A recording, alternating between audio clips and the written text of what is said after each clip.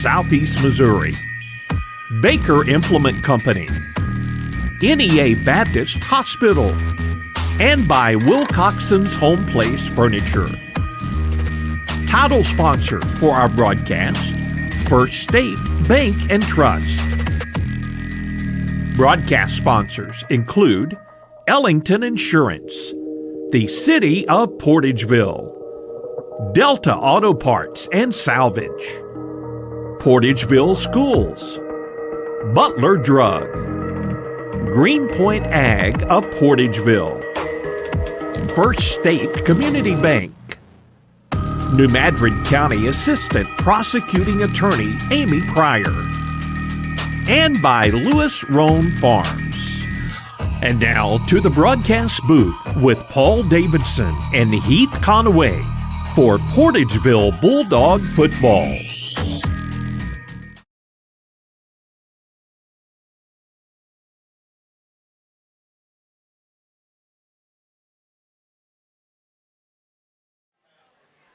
Welcome and good evening, Bulldog football fans, to homecoming night here at Portageville. I'm Heath Conaway alongside co-host Paul Davidson, bringing you live action here at Vic Reeves Athletic Field in Portageville. We're taking on the 6-1 Caruthersville Tigers, 11 miles to our south, or 12, however you want to, the crow flies. But say, you take that drive more often than I do, so you should know. Yeah, it's not too far, but so tonight we are hosting the Caruthersville Tigers here on homecoming night in Portageville. The Bulldogs coming into this game are 4-3 and outrun the Tigers right now. Let me pan over and see if I can get them running out. They are mighty and they are fierce. They've got some heavy hitters in their backfield. They've got Sammy Bryant as a running back. They've got a Hudgens as a quarterback that can just double action the ball. I mean, if the running back doesn't get it, the quarterback can run it, and it's going to be a dual threat for Portageville tonight on homecoming. I'll hand it over to Mr. Davidson. He's going to give us a recap. We also did a Bulldog Blitz earlier this week where we recapped Donovan and a little insight to this game here tonight. We also had assistant coach Jordan Penn on our show along with junior Terrence Boyd. Check that out on our YouTube, Facebook, or Twitter. Sports Radio KMIS is our handle. But now let me give it to Mr. Davidson, who give us a rundown of the Tigers coming into tonight's matchup. Paul? Well, last year we played Caruthersville in a rare double game. We played them in the regular season and lost that game 55-20. Then turned around a couple weeks later and played them in the playoffs and lost that game 40-7. Caruthersville has been a perennial power here in Southeast, here in the Boot Heel. They are 6-1 this season and still on a roll. They started off with a victory over St. Pius 33-25. Then they defeated Malden 61-0. Went to Duchesne and won that game 52-3. This is not the same Duchesne that we played a couple years ago. Absolutely not. Then they went to Sykeston and they won a barn burner 70-42. Their lone loss of the season is to the other class of the region, Valley Catholic, and they lost that game in a close one, 23-13. Then they played Scott City and beat them 21-10, and then last week in the Battle of the Boot, they won 49-40. I will elaborate a little on their one loss on the season to Valley Catholic. Valley is one of those teams that have made a namesake for the state of Missouri. They are the winningest team in I guess the southern portion of Missouri. They are also the longest winning streak in Missouri. They also have the most consecutive titles, consecutive district titles, consecutive conference wins. I mean, it's kind of hard to go against a team that's known for something with that program. Like they have a pedigree. They have a standard, and Caruthersville hung with them. Like I said, it wasn't a blowout. It wasn't a blowout. There was, from what I can gather from just fans, and I'm a big fan of Portageville. I'm biased. Don't get me wrong, but and I have seen some bad calls. I have seen we've been a part of two inadvertent whistles in one season that completely changed the ball game for Portageville one year. Do you remember that? Yes. So, I mean, it was just, we know all about mistakes and whatnot that officials can possibly have, but that's not who they are. They don't try to rig games or anything, but from what I can gather, it was a hard game, and Valley kind of took away that edge that Caruthersville is known to have. They were able to key off of Sammy Bryant. They were able to key off of Hudgens. I mean, they stopped their run game. And that is kind of what Coach Penn talked about. Now, there is some silver lining for Portageville. One, I honestly feel Portageville has gotten better each and every week that we've seen them come out here and play. They play that tougher and some more smash mouth style of football. And this is just the general rumor. It might just be a rumor to get the Portageville fans a little bit more amped and whatnot. But allegedly, one of the main people in the center of their defense might be out tonight. Oh, and so that might give Portageville a little bit of an advantage tonight. A key player might be out. Okay. So that's the rumor. It's a hearsay that I heard from a person that I heard from a person. Okay. But a little third, fourth party kind of deal. I feel honestly that if Portageville plays the player and not the jersey tonight, we can have a chance of winning this football game. I agree. But if we get in our heads and we're like, we're playing that Caruthersville team, and it's the team that we haven't beaten 23 years and whatnot, then it might be a long night. But if we're playing the player and not the jersey, I like our chances. And outruns your mighty Bulldogs out on the field here on homecoming night, donning the gray with pink and blue. Man, big festivities here. Good crowd from Caruthersville joining us here in Portageville. Not that a terrible drive, too far of a terrible drive. Apparently, the 25th anniversary, the class of 2000, is here tonight for Caruthersville. So okay, so let me ask. There's no direct place that I'm able to go to look at historical records or archival scores or anything like that, and I'm not looking for stats. I was just looking for end-of-the-year records. When was the last time that Portageville definitely beat Caruthersville in a game head-to-head in football? It was 2002. Are you positive? That was my freshman year, and it was in districts because we went to sectionals that year. We won the district and all that. We're going to take a little bit of a break, let the national anthem play, and be back with the pregame show. You're listening to Bulldog Football here on Sports Radio KMIS.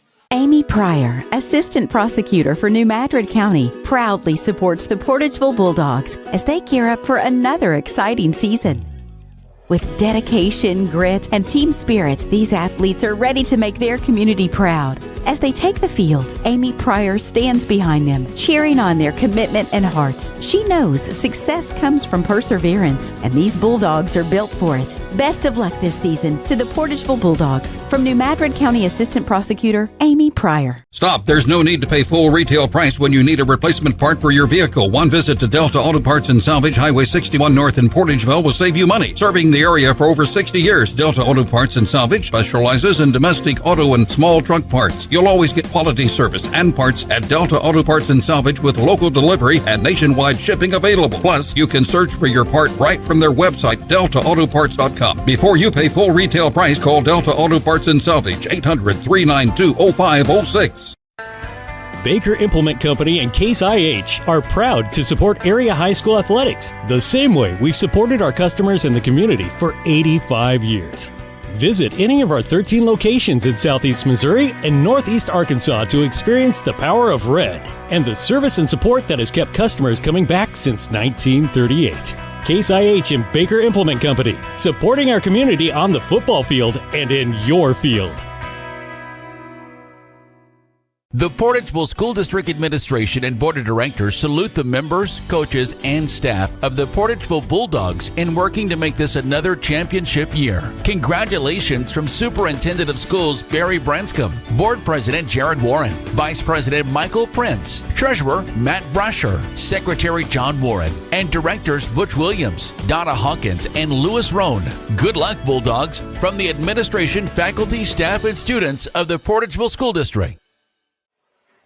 Welcome back, Bulldog fans. Out on the field are the captains for tonight's game. For Portageville, we've got number 7, Max Warren, number 1, Antonio Deuce Higginbottom, number 52, Tay Bogan, and number 50, Eli Wheeler. And we will get the Caruthersville side for you. I see 50 and 3. Mr. Davidson, I got a colleague from KCRV with this. See. 50 is, that's ours. Number 50 is Jermaine Crothers. He's also their kicker. 9 is Jared Hudgens. There we go.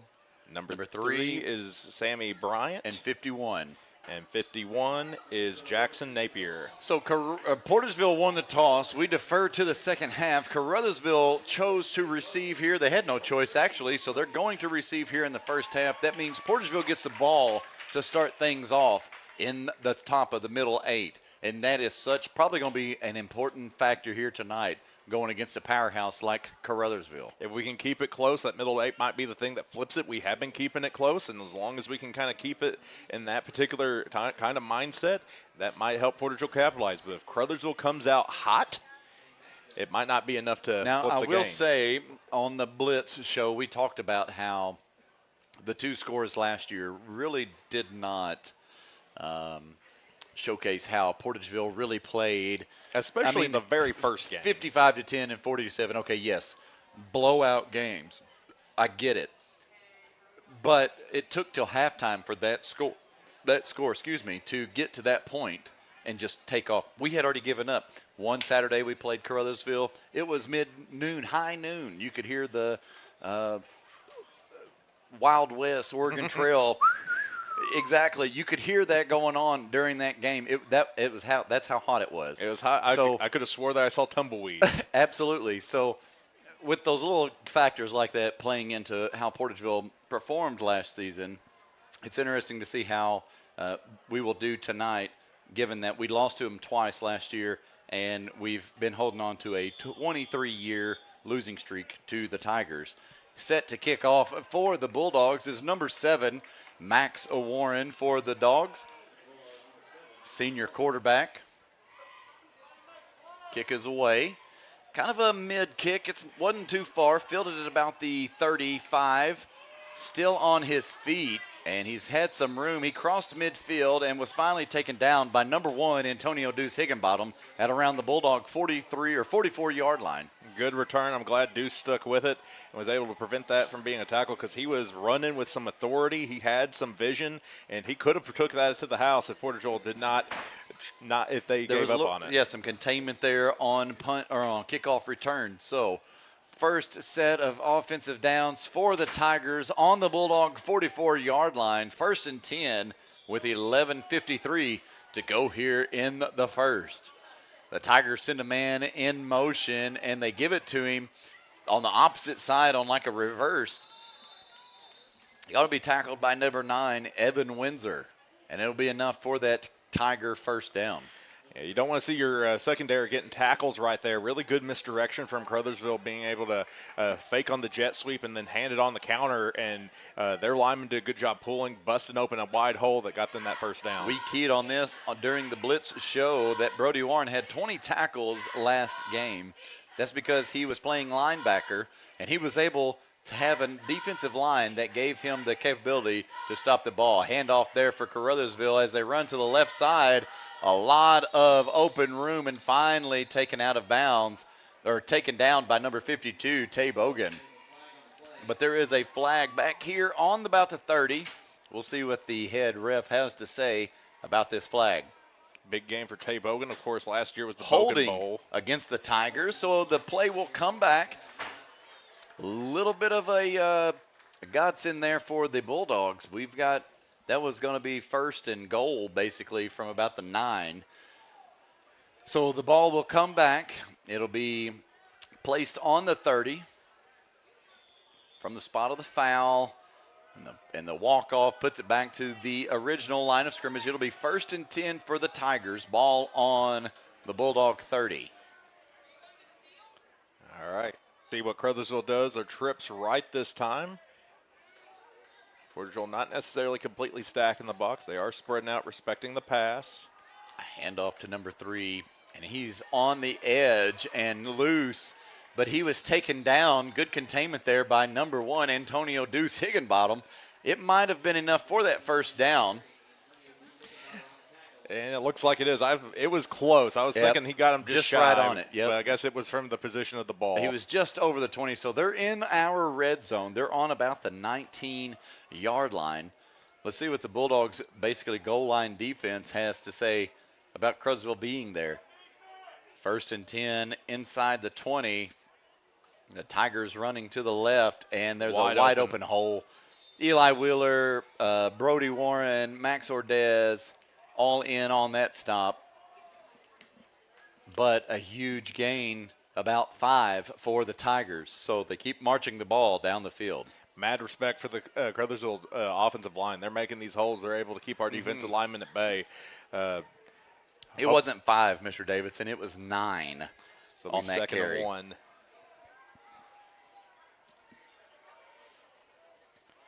They effect the jet sweep. It'll be a quarterback keeper up the gut. Tackle made by number 66, Terrence Boyd. He was on our Bulldog Blitz show earlier in the week. He gave some insight on what Smash Mouth football meant to him and one of his favorite moments so far this season under the helm of Bidewell. So it wasn't enough just to get into the goal line situation. So it'll be first and goal, Caruthersville now. It was an excellent interview with Terrence, a really good interview with Coach Penn. Absolutely. Handoff to Sammy Bryant, who runs it right up the middle and in and good. 4-6 from about 7 yards out. 9:34 to go here in this first quarter, and the Tigers take an early lead over the Bulldogs, 6-0 here in the first. They are setting up for the PAT, it looks like. So we've got some kickers in the area, Mr. Davidson. Our kicker would be number 10, Tanner Hobgood. He has shown a little legs.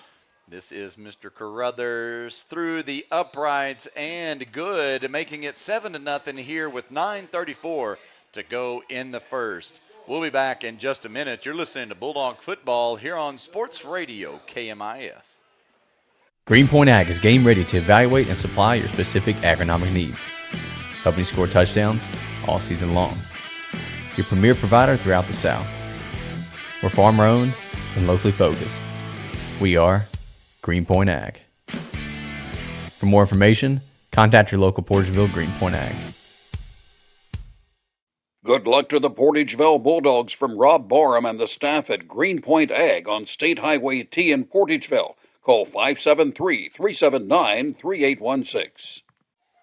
Welcome back, Bulldog faithful. 9:34 to go here in the first. 7-0 in favor of the Tigers. They're set to kick off. Let me adjust my camera just a little bit back over here to the right. Here on homecoming night for Portageville, over halftime, we will go over our senior knights and maids and our king and queen for tonight on tonight's contest. I imagine the dance is tomorrow. The dance is tomorrow. Kick going underway here on homecoming night in Portageville. Back into the hands of Deuce. Little block there by Parker Babb. There's a flag being thrown in, crossing the 40, but the flag is going to be about the 30. We'll see what the main ref holding against the Bulldogs. No way. Man. Yeah, when Deuce got sprung there, I kind of had a feeling that that's what that laundry was about. The spring came from a hold. Somebody had a little bit too much shoulder pad on the block. Well, erase a little bit of that run. He ran well, though. Absolutely. You fielded it about the 20-ish. Gets up to about the 40, but the hold puts them back at about where he fielded it, at about the 20-21 yard line. All right. First and 10 for the Dogs. First time here tonight. Shout out to all of y'all in the chain gang listen to us. That's right. We've got a swath of them back there, full up. They can't really see due to the mesh sponsor nets. Max Warren, hands off, up the middle. Number 1, Antonio Deuce Higginbottom, goes nowhere for a gain of about 3. A short gain. 2nd and 7 for the Dogs. Ball on about our 25, 24. Hey, 3 yards is all you need. You don't need to hit a home run every single time. That was a Coach McKay special. 3 to 4, 3 to 4. Every time, first down, every time. By third down, you're working on a first down. Out of shotgun, Warren pitches to the left, and it is completely devoured. It was pitched backwards to number 1, Antonio Deuce Higginbottom. He's going to lose those 3 yards that he gained plus 2 more, so a loss of about 5 on that play. It'll bring up 3rd and 12 for the Bulldogs. Ball on about our 20-yard line exactly.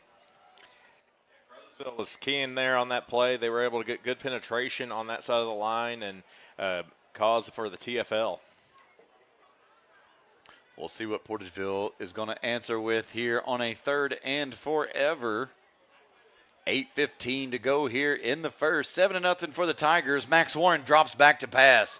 Throws across midfield. Complete! Parker Babb across midfield. He's at the 20. He's at the 10. Touchdown, Bulldogs. 6-7 here in the first. Wow, no laundry on the field for anyone. Great answer for the Bulldogs. 8 minutes to go here in the first. 7-6. We'll see how they choose to answer. Do they go for the PAT or do they go for the 2-point conversion? I think they go for the PAT. Parker Babb with an 80-yard touchdown catch right there. Parker Babb, wow. We're going to talk about that one for a little while tonight. He answered back off of a good series for the Tigers. They worked it down the field, but 3 to 4 plays in, and the Bulldogs on the board. Blocked kick. That's okay, though. Blocked kick. 8 minutes to go here in the first, and the Bulldogs answer with a 80-yard touchdown to Parker Babb. 7-6 is the score in favor of the Tigers, but we'll be back in a minute. You're listening to Bulldog Football here on Sports Radio, KMIS. The city of Portageville extends congratulations to the Portageville Bulldogs on another fine year. You represent our school and community in a very positive manner and have contributed to making this year's team one of the best ever to wear the blue and white. On behalf of the city of Portageville, Mayor Michael Cook Jr., Alderman Gary Falk, Dennis McCrate, Rob Smith, Chris Simmons, City Clerk Rachel Rather, and all city employees send their very best wishes. Good luck, Bulldogs, from the city of Portageville. Welcome back, Bulldog football fans. The score is now Caruthersville 7, Portageville 6, 80-yard touchdown reception for Parker Babb. It looked like we were in dire straits, but Parker Babb is like, I'm the Sultan of swing. I'm going to saute down there and get 6 points to make it a 7-6 ball game with 8 minutes left to go here in the first quarter. A little bit of a slow snap there. When you are the center, I promise you, Ben Mayberry, my best friend, can attest to this. You have to get that ball back to the holder. Your placeholder, it almost has to hit him so hard it jams his fingers. But a slow snap resulted in a blocked PAT attempt for the Bulldogs. Oh, Muff, it's loose. Muff, it's open. Oh! Nope, they didn't get it. Man, the it was Bulldogs close. almost had it. Number 52, Tay Bogan, had it in his hands and it slipped out, but the Tigers come up with it. My goodness, and the Tigers take over on their own 40-yard line. As Tay tried to make a play, he slid. He got just a little bit too much momentum to be able to corral it and kind of just skid right on top of the ball.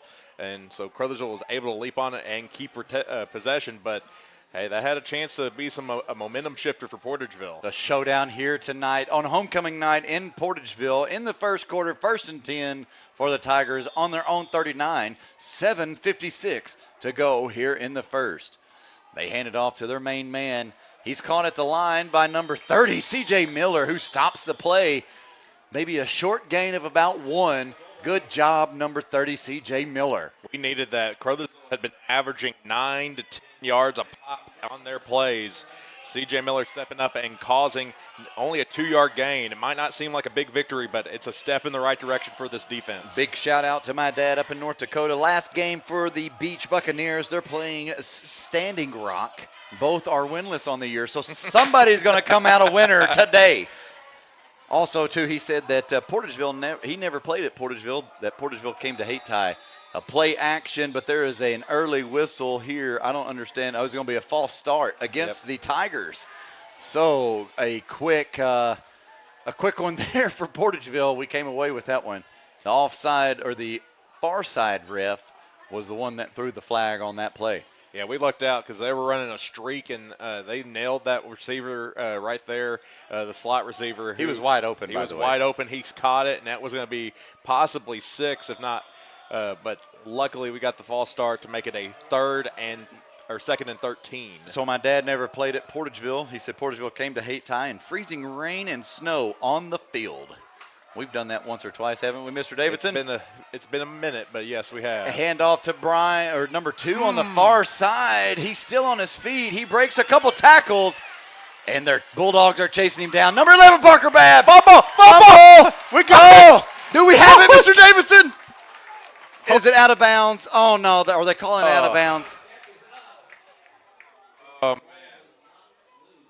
Oh, the ball was knocked loose, but knocked out of bounds inside the red zone, probably about the 5-yard line. And, oh, man, the Dogs almost come up with it, but the Tigers are on goal line offense right now on about the 5.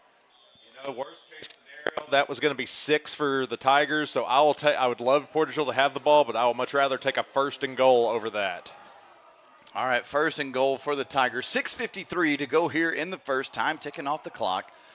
Defense on the line. Let's see what they've got. They've a handoff to number 2, who runs it to the left side, in and good for a Tiger touchdown. I don't know who number 2 is. Let's just open this brochure and see. Right here, number 2 is Donzel Foster. Yes. So Foster with a TD. Donzel Foster with the 6 points for the Tigers, 13-6 in favor of them. They bring out the kicking unit for the PAT. 6:43 to go in the first, and the Dogs down by a touchdown. PAT attempt is, and it is good, up and good. 14-6 in favor of the Tigers. 6:43 to go here in the first, here on homecoming night in Portageville. We'll be back in just a minute. You're listening to Bulldog Football here on Sports Radio KMIS. We are pioneers, dreamers, the ones they said would never make it, and the ones still trying. We're lifesavers, life changers, those who bring life to your world. We're where compassion meets precision and empowerment meets innovation. An expert system of care where love abounds so that God can do the impossible. We are NEA Baptist. Welcome back, Bulldog football fans. Caruthersville 14, Portageville 6 is the score. 6:43 left to go here in the first quarter. Back and forth. Portageville did not really have much momentum outside of an 80-yard touchdown pass last time they had the ball. Caruthersville, they have been just getting yards at will on the offensive side, but Portageville showing some fight. Parker Babb was able to get a fumble force there. It did not capitalize for Portageville, but still, there's some fight left in these Dogs. Let's see what we do on the offensive side here. And a flag immediately on kickoff. It's going to be offsides on the Tigers, so move the ball back another 5, and they will kick from the 35 instead of the 40. Somebody got ahead of the ball kicker. You cannot do that. That's okay, though. It happens. Hey, you jumping the gun a little bit. We've done it. We've all done it. So that's why you got to find a person on the other side of the field, stare them down, and say, about that time, hey, trap. All right, so the Tigers will re-kick one more time. It was a decent kick. Wasn't too bad. Deuce is going to field to the hands 25. of Deuce. Yep, from the 25. Oh, man, midfield on the loose. Flag. There's a flag coming back. But it is a touchdown right now as it stands for Portageville off of a kickoff return, but there is laundry on the field, folks. Oh, we'll see what the head ref has to say about that. It's definitely coming back. Oh, there's a lot of flags. Whoa. Oh, there is. There's more laundry up here. I didn't realize it. All right, so we'll see what the head ref has to say here. It's going to be holding against the Bulldogs. And they're going to do it from the spot back there at the 41. So move it back. So Portageville will take over about the 32. So not horrible field position. So was it 2 holding calls or was it just 1? Or does one supersede the other call? One supersedes the other. Okay. All right. So they're going off the most severe of the call, which was a holding on the kickoff return, which negates Antonio Deuce Higginbottom's 75-yard return for a touchdown. So now the Bulldogs will take over on their own about 33-ish, 32-ish yard line. Not fair. It's okay. We understand. Good call. Somebody saw a hold somewhere. There was 3 flags, so there had to be some that's what I'm with saying. some jersey somewhere. Yeah, somebody was holding on somebody a little bit too long. That's okay. Excuse me. I've had one called on me a couple times. 6:31 to go here in the first. Bulldogs on their own 33-yard line. 1st and 10. 14-6 is the score in favor of the Tigers. Let's see, there's a whistle. It's an official timeout for equipment. They're trying to fix the equipment. Telling a couple people to fix their knee pads, Yes. thigh pads, hip pads, get everything adjusted the right way so you're playing safe and nothing gets hurt. So the Bulldogs on their second series here tonight. In the first, Max Warren hands off to Deuce, right up the gut. If he would have just did a little shimmy to the right, I think he would have seen that hole that was wide open for him. He gets a good chunk of yards there on that carry, a gain of about 7. It's going to bring up 2nd and a long 3 for the Bulldogs. 6:14 to go here in the first. More important, Go ahead. More importantly, he's now back in positive yardage. He was sitting at negative yardage there for a hot minute. Ball on about the 40-yard line for the Dogs. 2nd and 3. We'll see what happens here on this play. 2 to the left. We've got Parker Babb and Jack Bell. There's a handoff to Deuce up the middle again. Enough for that first down. He gets to about the 43, 44-yard line. Gets that first down for the Bulldogs. Move the chains. 1st and 10 from the 44-yard line. 5:41 to go here in the first. Notorious Michigan fan Matt Hendricks, our band director, playing Go Big Blue after that first down. If you're ever curious what the Portageville first down song is. Another handoff to Deuce up the middle. It goes nowhere this time. Short gain, about 2, 3. Well, we'll see what they mark him. They're going to mark him about 3, Mr. Davidson. Maybe 2.5. We'll just call it 3. We'll just give it to him. It's going to bring up 2nd and a long, long 7 for the Bulldogs on the 40 or the 46-yard line. 5:11 to go here in the first. Low snap, handoff to Deuce. He runs here near side to us, finds an open vein. He gets across midfield and lands on about the Tiger 41, 42-yard line. Enough for that Bulldog first down, and we are in Tiger territory. Moving the ball, chipping away at the Tigers. It's not a home run like we hit last time, but we don't need a home run. We just need to get on base, and Deuce has been getting us on base. It looks like we have James Shalley now in there for the Dogs. And don't count him out. He's able to produce a little bit for Portageville here and there, showing a little light. He's a physical runner, where Deuce is more of an elusive one. Handoff to Brody to the left side. He's caught at the line. Short gain of about 2. It'll bring up 2nd and 8, maybe even 2nd and 7. Ooh, we're giving 3, Mr. Davidson. Yep, that is 7. I had 2, but that is definitely 3. Definitely 3. 2nd and 7 for the Bulldogs. 4:23 to go here in the first. And the Bulldogs steadily marching, chipping away at the Tigers. We're in Tiger territory. We're on their 40. We've got Brody. We got the Warren and Warren in the backfield. Warren to hand off to Warren. Brody tripped up in the near backfield. He gets over the line of scrimmage, and he gets a gain of about 2. Not enough to where we're needing to go. So it's going to bring up about a 3rd and 5 for the Bulldogs. Caruthersville really likes to kind of send the house there, so you're really trying to get to that second level, because if you can get past that first initial line of defense, they have nobody sitting there, so you have their cornerbacks and their safeties coming up and making those plays, so you can get about 7 to 10 or 5 to. Got Jack Bell over there on far side. They instead sweep to number 11, Parker Babb, who falls forward for a good gain. We'll see where they mark him. It's close to that first down. He's going to be across the 35. They're marking him in about the 34. It's going to be real close. My goodness, the head ref, he pulls up 4th down. It's going to bring up 4th and short for the Bulldogs. Just shy of that first down. It's like the spin got him close to make it kind of questionable, but he wasn't able to whenever he landed, I was like, he's just shy of that marker. So 4th and short for the Bulldogs. Max Warren, Parker Babb, handoff to Deuce. He gets the first down. No problem there. He crosses the 30 and lands on about the 29 to the 28. And it'll bring up 1st and 10 for the Bulldogs. 3:03 to go here in the first. 14-6 is the ball game, so the Dogs are still down by a touchdown, but good drive here against a very stout Caruthersville defense.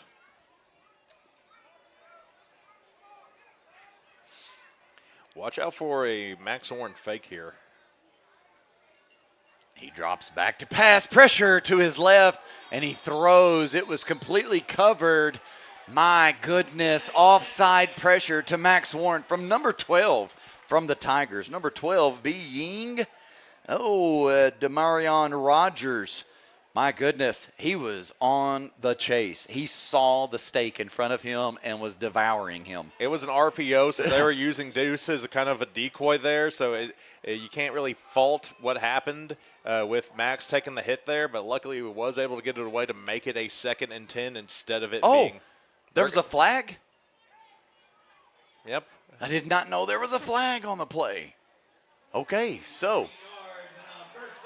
It was pass interference. Okay, so pass interference for the Bulldogs. That works in our favor. It's 1st and 10. Ball on about the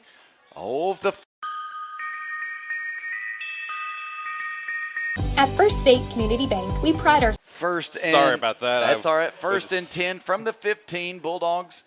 We've got Max Warren, Brody Warren, Parker Babb in the backfield. There's an early flag. It's going to be probably false start against the Bulldogs, and it is there on the left side of your screen from the head ref. So we'll back it up about 5, and it'll be 1st and 15 from the 20 at the red zone, Mr. Davidson. We're still there. Sorry about that. I was trying to find the Baker Implement red zone, and I ended up sending it to the end of the game and then to the advertisements, and then we came back. But we're still here. We're still on. Never even knew it. Let's just keep going. Absolutely. All right, so 1st and 15 for the Dogs after the walk-off for the offsides. Portageville threatening, trying to keep it as a ball game. 2:38 to go here in this first quarter. Handoff.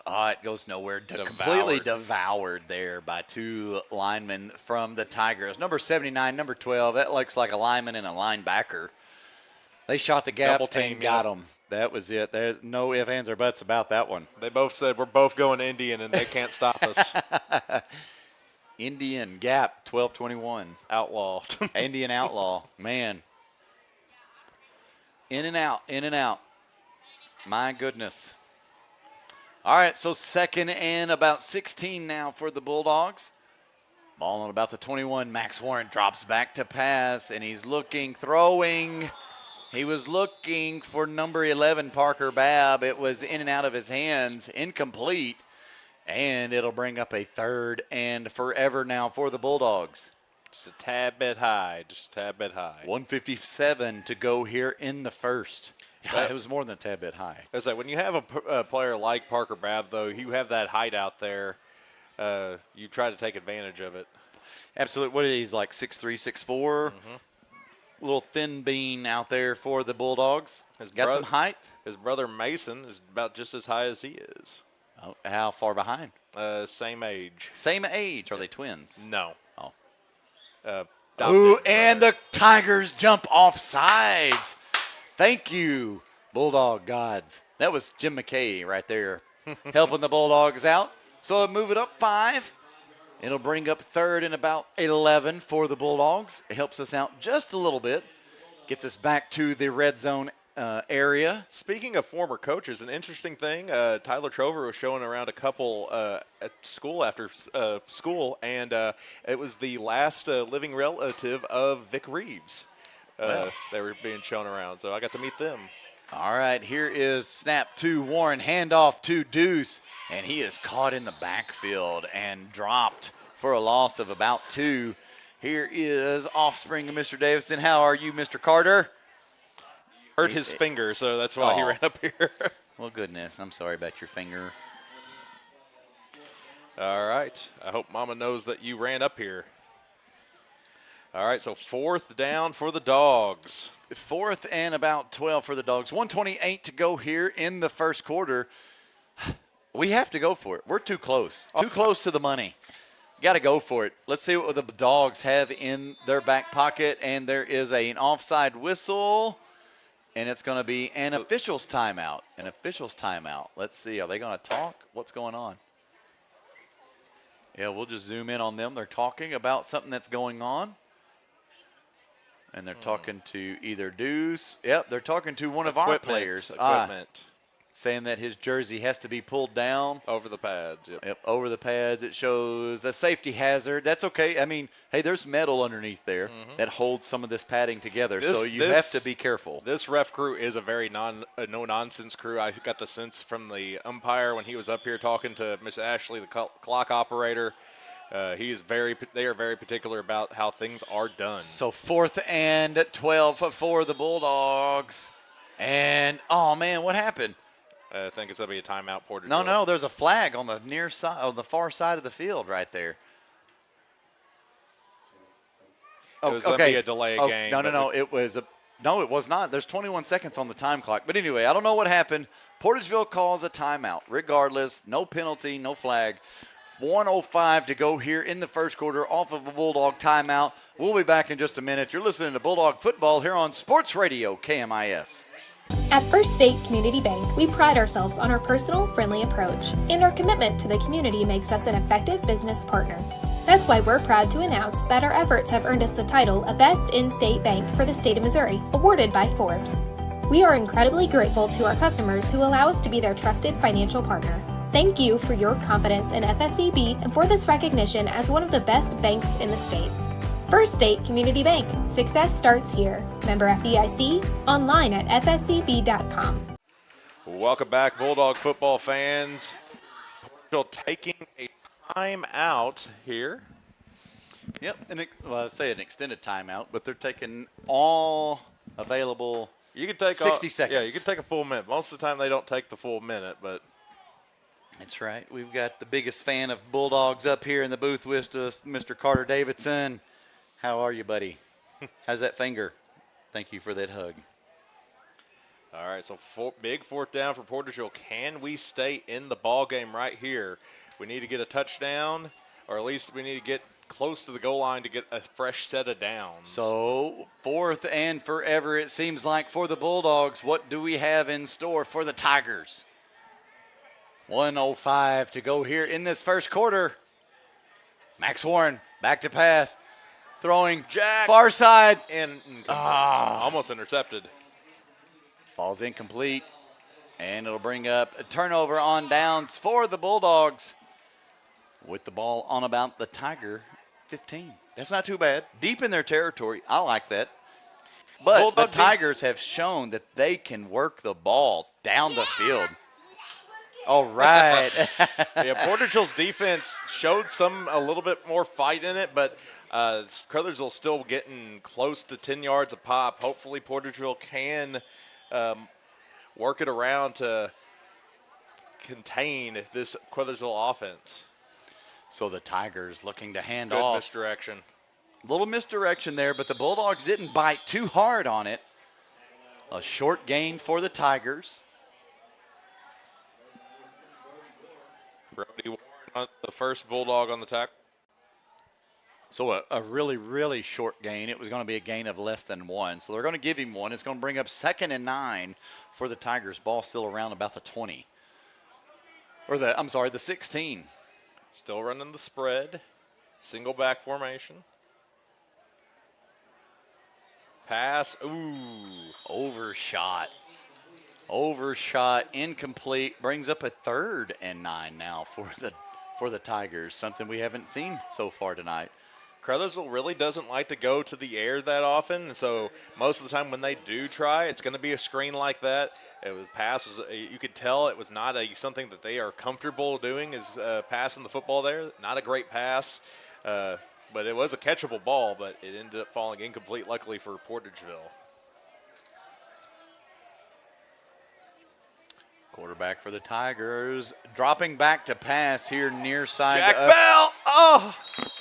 Thank goodness. It was broken up. He had some fingers in there. I was expecting a flag to come flying in. I was worried he was going to try to play hero ball, and he was going to try to get the INT. Luckily, he shifts direction and goes for the deflection to make it a 4th and forever for Caruthersville. And I imagine this will be the first punt we see of the night. 19 seconds to go here in the first for Portageville and the Tigers here on homecoming night.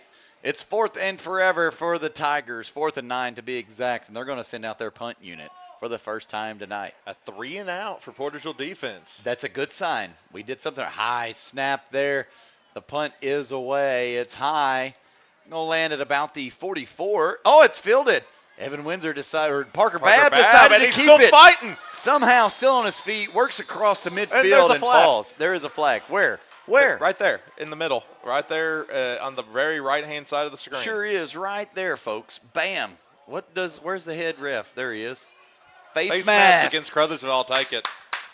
I'll take right. that. We needed that little boost there for the Bulldogs. 6 seconds to go here in the first. Still trailing by 8. 14-6.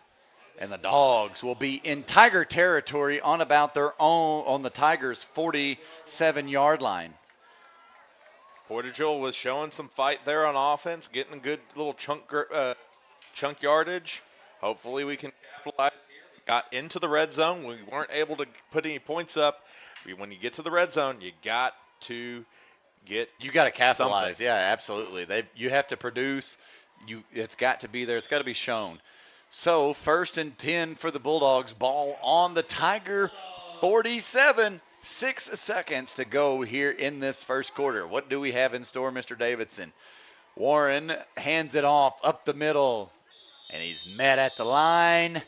And that's probably going to be the end of the first, and it is the end of the first. 6-14, 14-6 in favor of the Tigers here on homecoming night for the Bulldogs here in Portageville. We'll be back in just a minute. You're listening to Bulldog Football here on Sports Radio KMIS.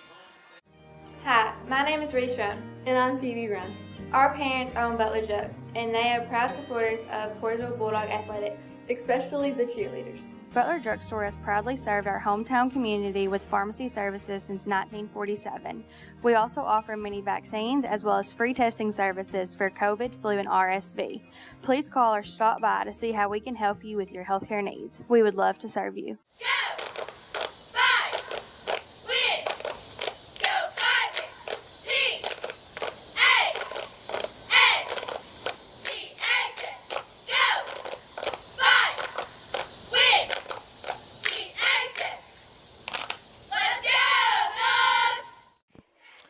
Welcome back, Bulldog faithful. Here on homecoming night, start of the second quarter, 14-6 in favor of the Tigers.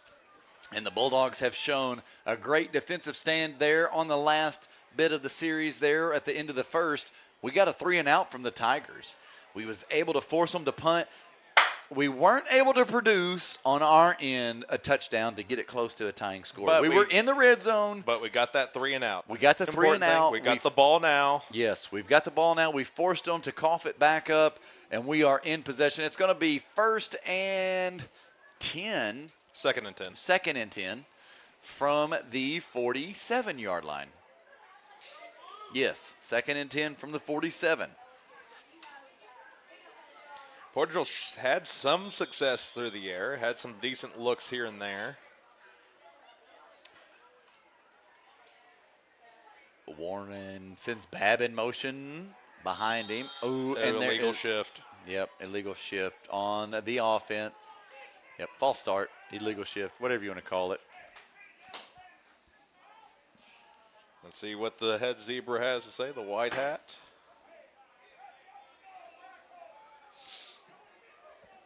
Okay, yeah, definitely moving it back a little bit. Into Bulldog territory.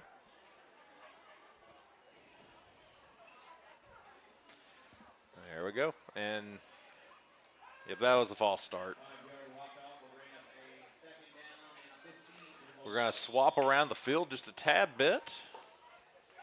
Nothing too crazy, just flipping, flopping. Everybody was on the right hand, now everybody's on the left hand. So 2nd and 15 now for the Bulldogs, now in their territory on their own 48-yard line. Misdirection there, play action, rolling for Max Waring to the right, decides to keep it and gets dropped for a gain of about 1. That was probably intended for Jack Bell. Just Jack Bell had too many people on him, or even possibly Evan Windsor, because he was kind of he rotated over there towards that direction. But every wide receiver was running to the right to kind of help him out. It's still a tough throw to make, kind of against your body like that. What Max was going to try to do. So now 3rd and forever for the Bulldogs. Ball on their own 49-yard line. Short gain there. 11:20 to go here in the first half. We've got to go to Tsin, and we do. Max rolls, throws. It is complete. Short, number 11, Parker Babb, across the 40-yard line. It's not going to be enough for that first down, but it puts us close to that first down. It brings us to about a 4th and about 4 for the Bulldogs. 4th and 3 for the Bulldogs. Wow. You definitely need to go for it here at this point. You have to. So a 12-yard catch for number 11, Parker Babb, for the Bulldogs to set us up close for this 4th and 3 now. We're going for it. We tried to go on 2. Tried to get the Tigers to jump off sides. We've got 10 seconds on the play clock, 10:30 to go here in the first half. Max Warren resets. He goes, he pitches. Number 1, Antonio Deuce Higginbottom still on his feet and forced out of bounds on a 4th and 3, and it will be a turnover on downs. My goodness. Yeah, they sniffed that out. They got good penetration, like the entire right side of their defense just kind of like folded Portageville's line there, and there was no hope. So Portageville TOD, second TOD of the night for Portageville. So 1st and 10, Caruthersville now. Ball on their own 42-yard line, 10:20 left to go here in the first half. All right, snap. I do like how that kid runs. Number 11, Parker Babb gets the tackle.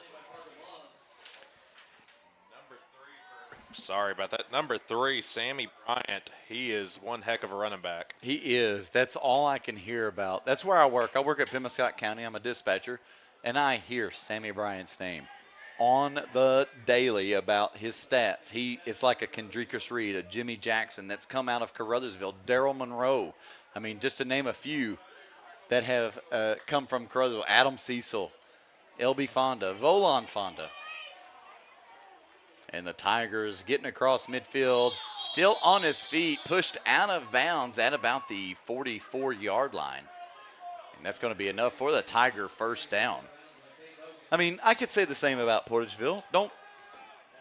Don't think that I can't name off Daniel Allen, Jamarion, Walker. We have some great ones. Priggles. We've got all the great ones here at Portageville. It's just when you have a winning season, that name kind of carries on. It does. It really does. All right, so 1st and 10, Caruthersville running the pistol. And they get a really good gain there. Tackled by number 20, Brody Warren. It'll be a gain of 9. It'll be 2nd and 1. Tigers steadily marching down the field. 9:03 to go here in the first half. Closing in on that middle 8 that Mr. Davidson likes to talk about.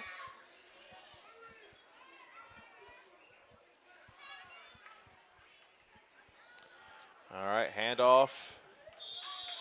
Goes nowhere. Parker Babb. Eli Wheeler, number 60 for the Bulldogs.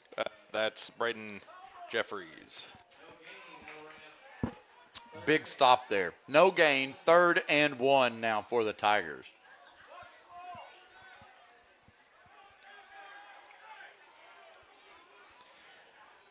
See what Caruthersville does here. I imagine they're just going to try to pound it. Hopefully Portageville's defensive line can stay stout. Caruthersville is loading up the package. It's going to be the tush push. And that's what it is. Do they have enough for it, though? I think they do. Yep, we got about 2 on that. So the chains move. They keep it alive. 8:05 to go here in the first half. 14-6, still in favor of the Tigers, still marching down the field. They're on the Bulldog 34-yard line, 33-yard line.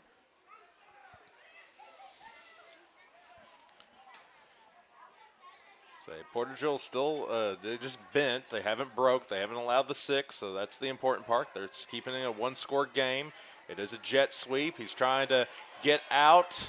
He keeps bouncing. He goes the wrong direction.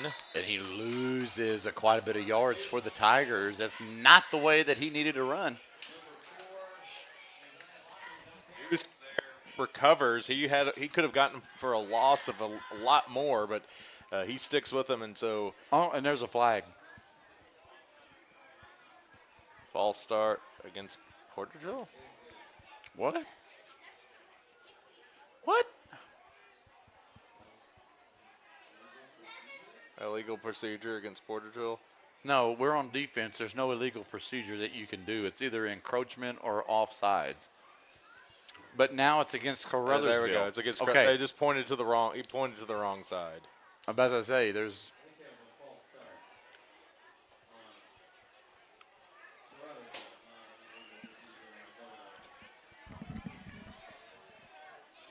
All right. So 1st and 15 now for the Tigers. 7:33 now.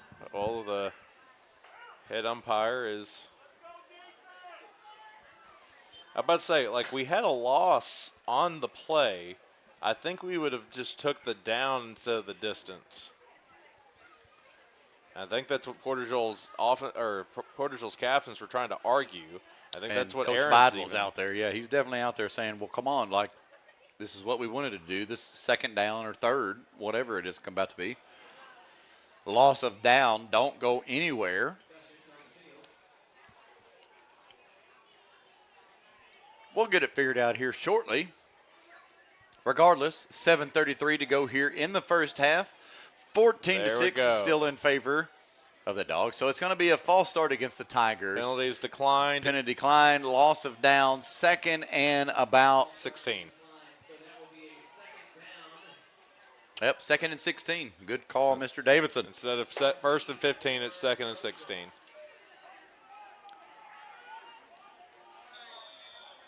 So that was what I was just trying to wrap my head around the whole time, is like, why would we take this penalty?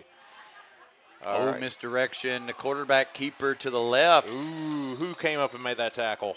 Deuce.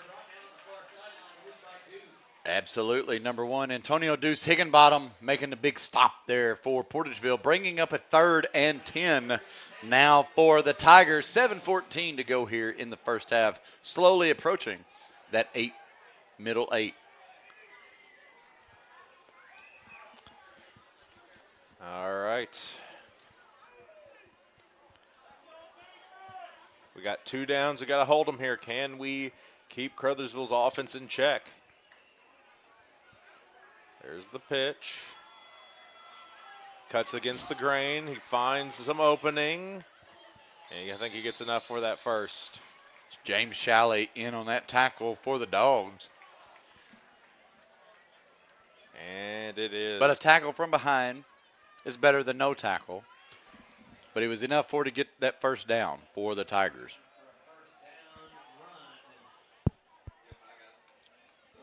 And 10 for Caruthersville after that run. And he cut against the grain. Like most of the time, it is not a smart move to cut against the grain. You have to be a very talented player to be able to pull it off, but he had the vision to see where the jerseys were, and he could make that cut, and he decided to go with it. Bryant up the middle. 53 Ordez, 52 Bogan. And on that tackle for the Dogs. 6-minute mark to go here in the first half. 2nd and 3 now for Caruthersville. They are kind of running what Portageville was doing earlier, just kind of working their way down the field, not trying to get a whole lot of yardage, just kind of working the clock more than anything. No hurry at all, just rudimental. Just do what we've been taught. Just go quarterback to the actions. keeper. Oh, he faked me out. He's still on his feet. That's a touchdown. Flag on the play. Hudgens with the touchdown there. We'll see what the flag is.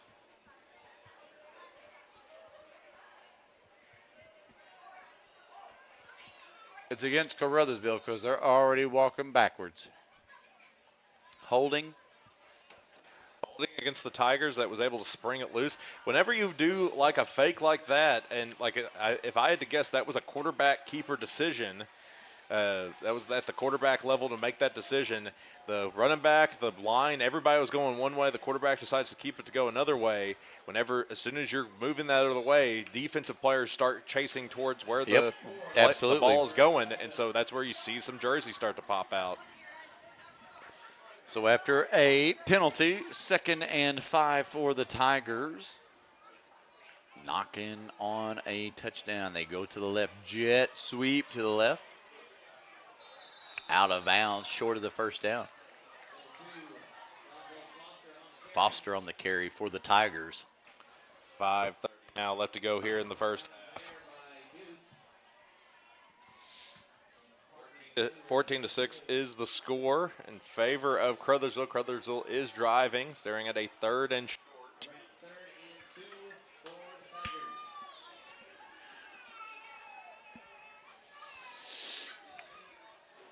Great game here tonight on homecoming. I don't care. This is not what I expected it to be. It's definitely a shootout. 14-6, 5:31 to go. Man in motion for the Tigers. Flag. And he is caught in the backfield by number 30, C.J. Miller. It's going to be a false start against the Tigers, but man, what a play by Miller. Did you see that? Yardage here. That was a good play. I'll definitely take the yardage, but my goodness, C.J. Miller across the middle to make that stop. Actually, no, they're declining it. Hey, 4th and 4 for the Tigers. Good. Hey, I like that. Don't give them another down. And a loss of yards, so it's going to bring up 4th and 5. All right. It comes down to this play. You need this play right here, and we have a timeout. A timeout on the field for the Tigers. 4th and 5 when we return. 5:25 to go here in the first half. A minute 25 out from that middle 8 that Mr. Davidson harps on. 14-6 in favor of the Tigers. We'll be back in just a minute. You're listening to Bulldog Football here on Sports Radio KMIS. If disaster strikes, what would happen to your business? Let the professional team at Ellington Insurance make sure you're covered.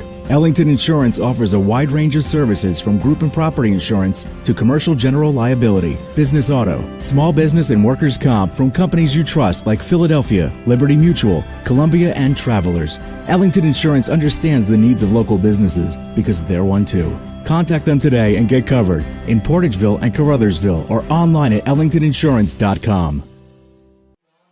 Welcome back, Bulldog football fans.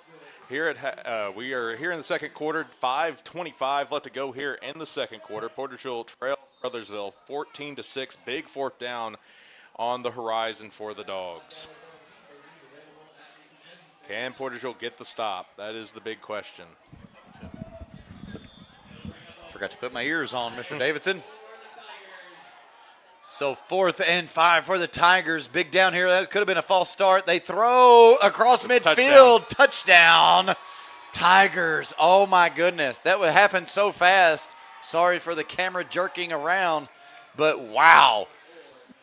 What was a 4th and 5 turned into a touchdown. Tigers from about 19 yards out. 5:20 to go here in the first half, and the Tigers are up 16-20. Over the Dogs. 20-6. Lockridge was the Tiger on the reception there. The PAT is up. It was blocked. It's kind of, I think, finger-tipped, blocked, but it is no good. Making the score now 20-6. Still in favor of the Tigers here on homecoming night in Portageville. 5:20 when we return. You're listening to Bulldog Football here on Sports Radio KMIS. The Portageville Bulldogs are off to another exciting season in their quest for a state championship. Lewis Roan Farms is a booster and supporter of Portageville High School sports throughout the year and extends their best wishes to the teams, coaches, players, and fans as they carry on the proud tradition of Bulldog sports with hard work, practice, and determination. Good luck and best wishes to the Portageville Bulldogs from Lewis Roan Farms in Portageville. Welcome back, Bulldog football fans. A really nice snag there from Caruthersville's Lockbridge to make it a 20-6 game in favor of the Tigers over our Dogs here on homecoming night. 5:20 left to go here in the half. Hopefully that score isn't the score that lets the air out of the balloon, because Portageville has been fighting. They've been showing some good momentum here and there. They just haven't been able to capitalize. They've gotten deep into the territory. They've gotten set up. They just haven't been able to convert once in the red zone. Low kick there for the Tigers into the hands of Babb. Runs far side, still on his feet. Crosses a 30. He's on about the 35. Decent return. Decent return. I'll give it to him. Not too bad, not too shabby. Better than what could have happened, especially off of a squib kick like that. Chaos can usually occur. We've seen chaos. We saw chaos occur last week against Donovan off of a squib kick like that. Yep. So 5:13 left to go here in the half. Portageville trails by 2 scores. Do those Dogs have some fight? Caruthersville defense, a little spread out. Anticipating a little throw here from from Portageville. Warren and Higginbottom in the backfield for the Bulldogs. We've got Windsor and Bell here to our left. They're going to run it up the middle to number 1, Antonio Deuce Higginbottom. Short gain of about 2. That'll bring up 2nd and 8 for the Bulldogs. 5 minutes to go here in the first half.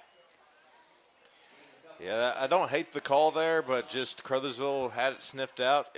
We got a little bit of positive momentum, but between the tackles, we haven't been able to really get the penetration that we've been looking for. Maybe try to get something just off the end if we can get a seal.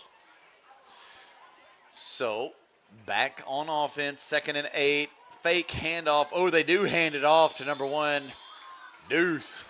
He falls in the backfield, tripped up, and going to lose about a yard or 2, so it's going to bring up 3rd and 10 now for the Dogs. Ball on about the 36-yard line.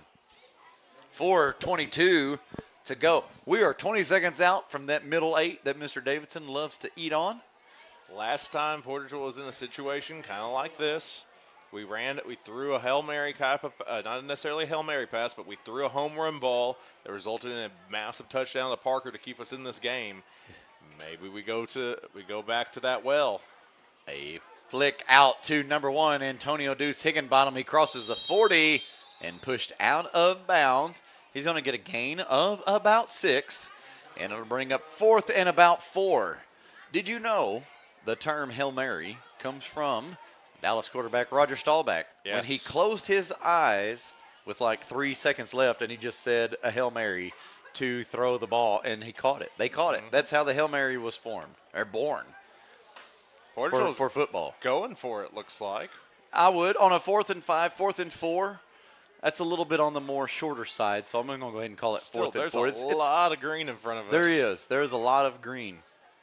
We're going to go for it. Or maybe we tried to go on 2. Them to jump, yeah. Yep, we tried to go on the 2. We've got 10 seconds, and there is a time out, Portageville. We had plenty of time to get the play and cadence back underway. 4th and 5 when we return. 3:55 to go here in the first. We are entering the middle 8. 20-6 in favor of the Tigers. We'll be back in just a minute. You're listening to Bulldog Football here on Sports Radio, KMIS.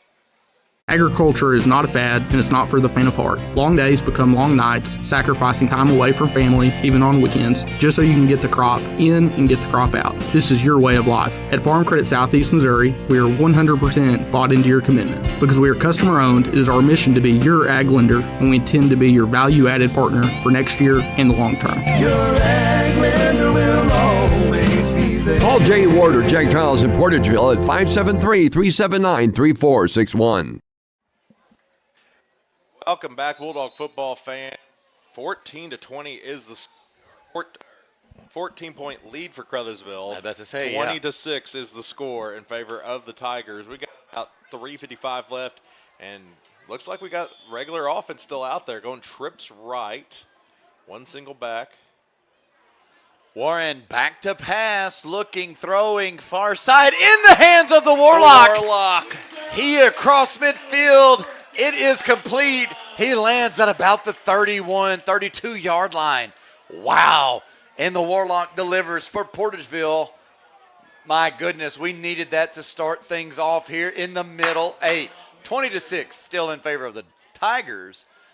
3:48 to go here in the first half, and the Bulldogs now in Tiger territory. That was bold. That was bold. That was risky. But it paid off. Hey, is that the other Bab coming in? Mason? Number 12. I think it might be Mason. I see number 12 out on the field, Mr. Davidson. Are we going to have a little bit of Mason a height Babb challenge? We have Mason Babb, we have Parker Babb, and we have Antonio Deuce Higginbottom here on our near side. Brody Warren in the backfield, Jack Bell on the far side. Warren is a snap. Handoff to Brody. Good decoy there, man. Oh, man, I love that. Is that going to be enough for a first down? They're looking like he's going to be on the red zone. He's on the 20. First down, Bulldogs entering the Baker Implement red zone here tonight at Portageville. 1st and 10 from the 20. That was an amazing decoy. You bring Mason Babb in to kind of set up a very here it is again. A very tall screen side. Here it is again. Yep. Babb, and Higginbottom. We've got Warren. Warren going to keep it, quarterback keeper up the middle. He goes nowhere, devoured by that defensive line by the Tigers. Wow. See, I see Coach Penn making a gesture in for the particular play. What was that, Oregon? Oregon, it looked like, yes. They're still running out this particular formation. Feel like they might be trying to lull them to sleep a little bit with the handoffs in this formation before we attempt a screen. They give it to him again. Oh, he's broke free. Touchdown. Brody Warren, touchdown from about 18 yards out, Mr. Davidson. Wow. 2:06 to go here in the first half. Man. Maybe you don't have to do that whenever you score a touchdown. A 16-yard TD for Brody Warren. Wow, my daughter is on the far sideline there, sitting on the ground at the goal line. All right, so 20-12 is the score. We're going to run the swinging gate. Yep, swinging, something we haven't seen here. In Max motion. Is gonna keep it. Max Warren to keep it. Does he get it? It is good. 2-point conversion is good for the Bulldogs. 20-14 is the score. 2:06 to go here in the half. We are in the middle 8, folks. We love it. Bulldogs in charge. Coming back. 2:06. We'll be back in just a minute. You're listening to Bulldog Football here on Sports Radio KMIS. Hey, this is Daryl Wilcoxon with Wilcoxon's Home Place Furniture and Appliance on the South Bypass in Kennett. School has started back. Maybe your child needs a brand new mattress set that he's outgrown. Football is kicking off, and we've got the recliners and the big screen TVs for you to sit and watch and enjoy the game. Come see us, Wilcoxon's Home Place Furniture and Appliance, 901 South Bypass in Kennett, Missouri, a family furniture tradition for over 75 years. All right, welcome back, Bulldog football fans. 2:06 left to go here in the first half. Portageville threw out a wrinkle. I got to give it to them. Like, we ran a formation we hadn't really been running. It looked like we were using it as a decoy. We kind of were. The first time it worked, we just kept on hammering at it. I feel like we were trying to lull Caruthersville to sleep before we attempted a screen towards that direction, but we didn't have to because Brody Warren was like, I'm going to break this run loose and score a 14-yard touch or an 18-yard touchdown to make it a 20-14 game after the swinging gate that Max Warren scampered in to get the 2-point conversion.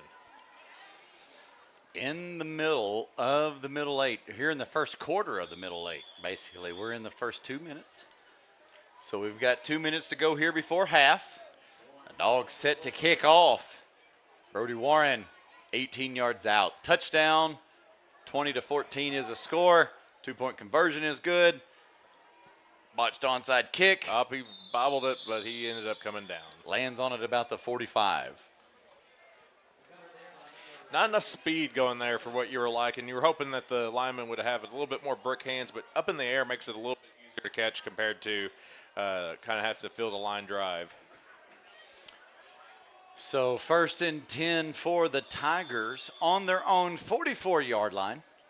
2:04 to go here in the first half. We are in the teeth of the middle eight. Ooh, that could have been a false start. Sammy Bryant to the far side, still on his feet. Still on his feet. To the races. Touchdown. Sammy Bryant. From 44 yard or for a 56 yard touchdown.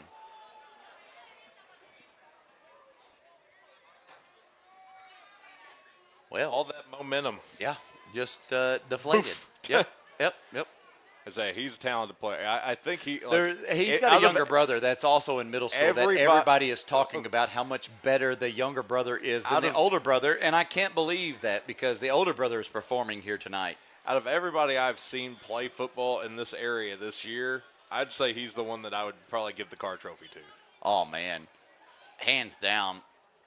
Kick is away, and it is good. And the Tigers extend the lead 27-14 here late in the first half. 1:52 to go to be exact. We'll be back in just a minute. You're listening to Bulldog Football here on Sports Radio KMIS. At First State Bank and Trust, your future matters to us. Whether opening your first checking account or growing savings for the future, we're here to help with innovative tools and personalized service. FSBT offers a range of deposit options to fit your needs. For nearly a century, we've been committed to the financial needs of our local customers. Secure your future with a bank that's been trusted for generations of families in Southeast Missouri. First State Bank and Trust. Your money, your future, your bank. Member FDIC. Welcome back, Bulldog football faithful. Caruthersville's Bryant ran a 56-yard touchdown to make it a 27-14 game. He's impressive. The only other player I would say that could compete with him possibly for that Carr Trophy would be his quarterback, but he missed a considerable amount of time during the regular season, so I think that kind of hurt his chances. So I think Bryant's got it. Of course, Portageville plays a more of a total team style of ball, spreading the love.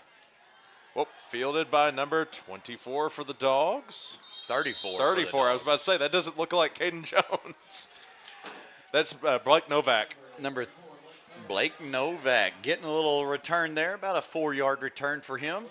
That's all right. Hit him straight in the numbers it too. Did. Like.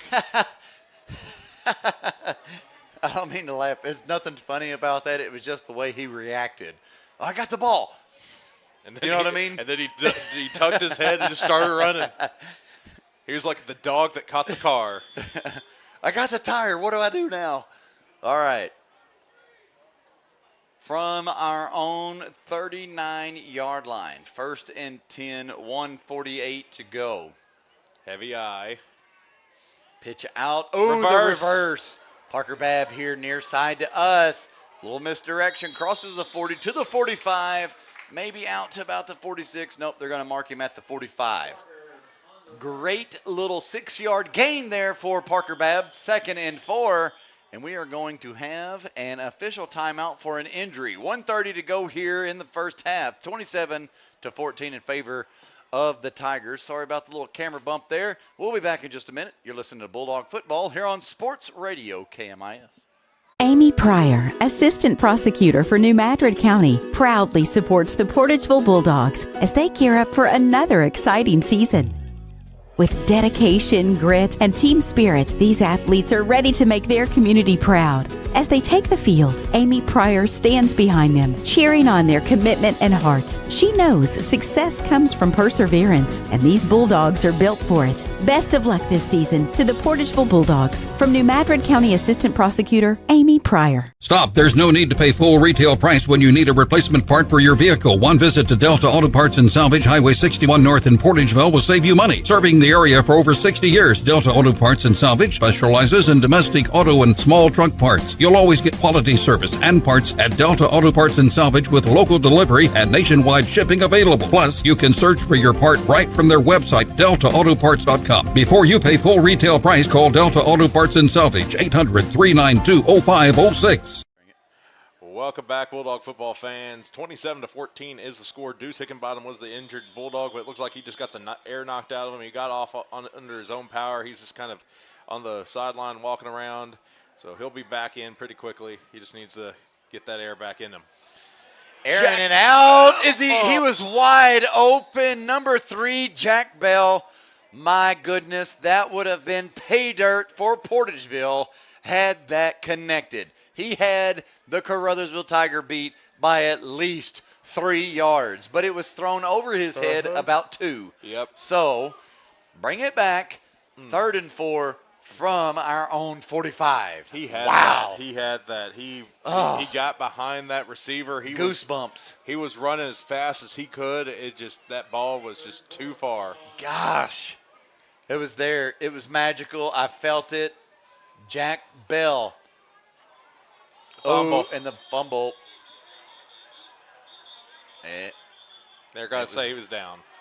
They're going to say he was down on his knee, but the Tigers look like they actually come up with it, so it's going to bring up a 4th and about 4 now for the Dogs. Which he did slip before the ball came out. Like you could tell there was he slipped while he was getting the ball, and he hit the ground, and then it came out. So, yeah, I could see it being down. 60 seconds to go here in the first half. Bulldogs still holding on to this middle 8. I'd punt. Well, I know we've been aggressive here of late, but man, you know what? Give me Warren on 4th and 5, 4th and whatever on this gamble. I got it. There it is. Offsides. Caruthersville. Thank you. That's going to be close to that first down, Mr. Davidson. If it's not the first down, it's going to be really, really, really, really close. A 4th and 1 in our future. Yep, there it is, 4th and 1. 4th and 1. Wow.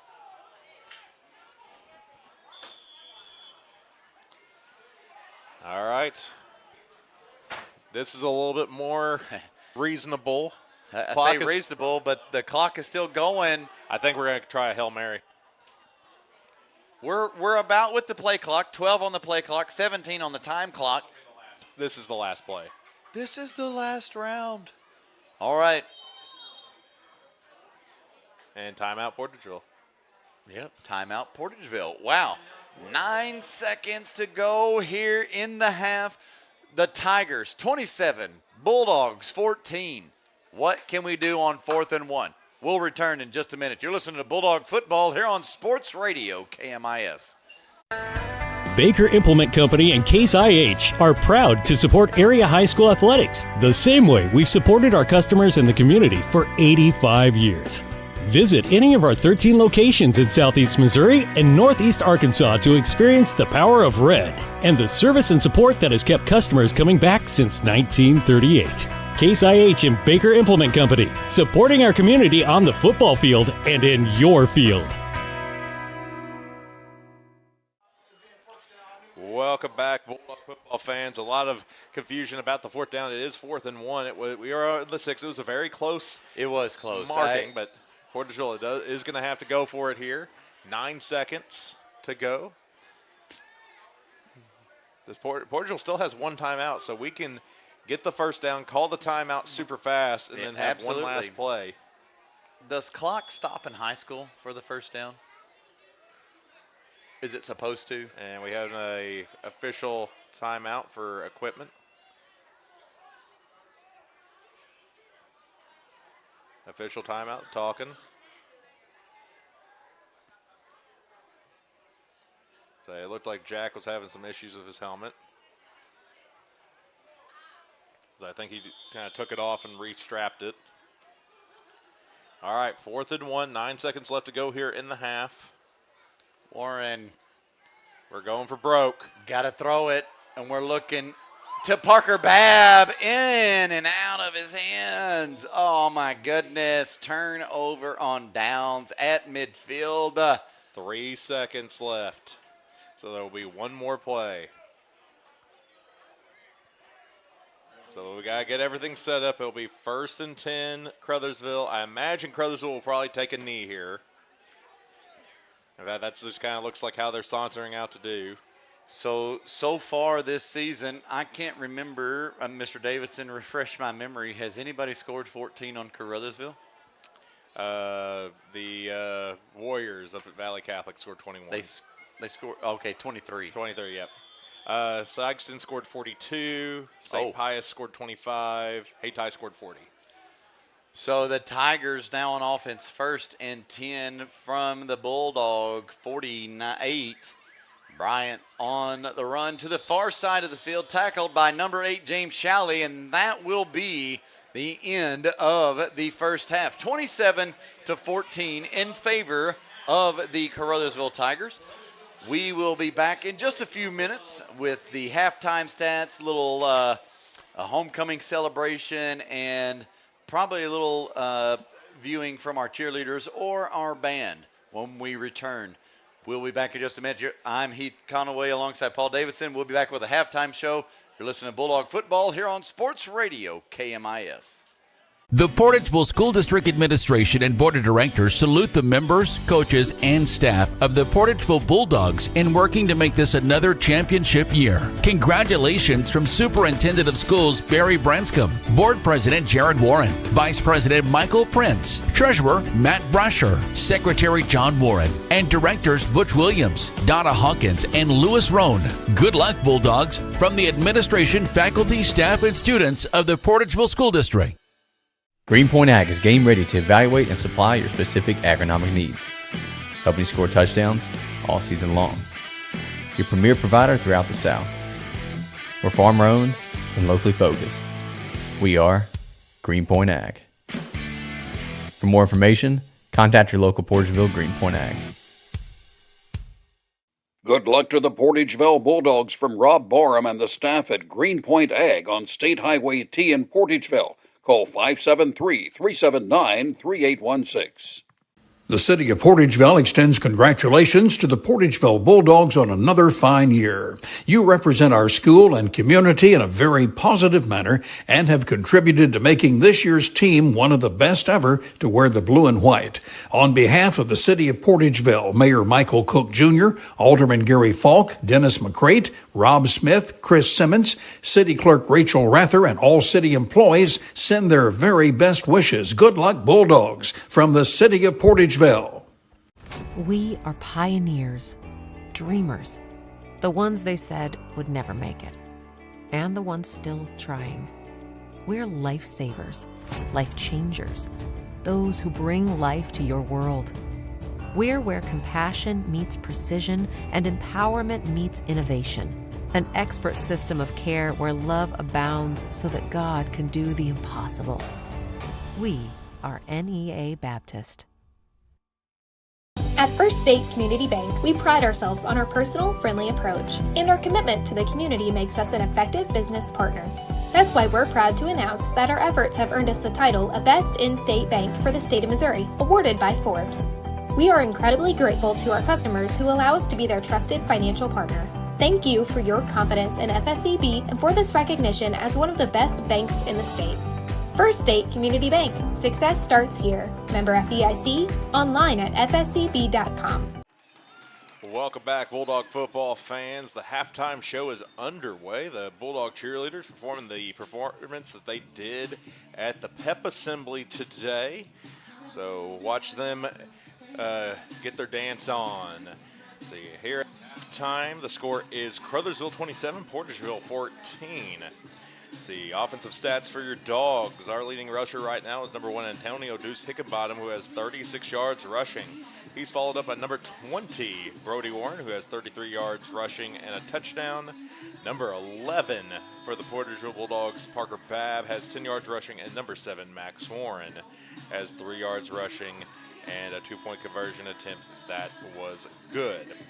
Through the air, Portageville has actually had about the same amount of yardage. Actually, they've had more through the air tonight. Number 11, Parker Babb, is our leading receiver. He has 91 yards receiving and a touchdown, 80 of that coming off of the second play, or the third play of the night on an 80-yard touchdown catch. Then you had number 9, Evan Windsor, who had 26 yards rushing, or receiving on the night. They've been sharing the love, and our leading tackler right now is number 1, Antonio Deuce Hickenbottom, who has 4. He's followed up by C.J. Miller, who has 2, and number 20, Brody Warren, who has 2. You also have Evan Windsor with 2, and then number 52, Tay Bogan has 1. 66, Terrence Boyd has 1. Number 11, Parker Babb has 1, and a forced fumble that went out of bounds. And number 60, Braden Jeffries, he has a tackle. Number 8, James Shalley has a tackle. And then Tay Bogan. Tay Bogan actually has 2 tackles. I apologize to Tay. I know this is a big game for him tonight, being formerly from Caruthersville. Last year was the Bogan Bowl, and Tay is a Bogan.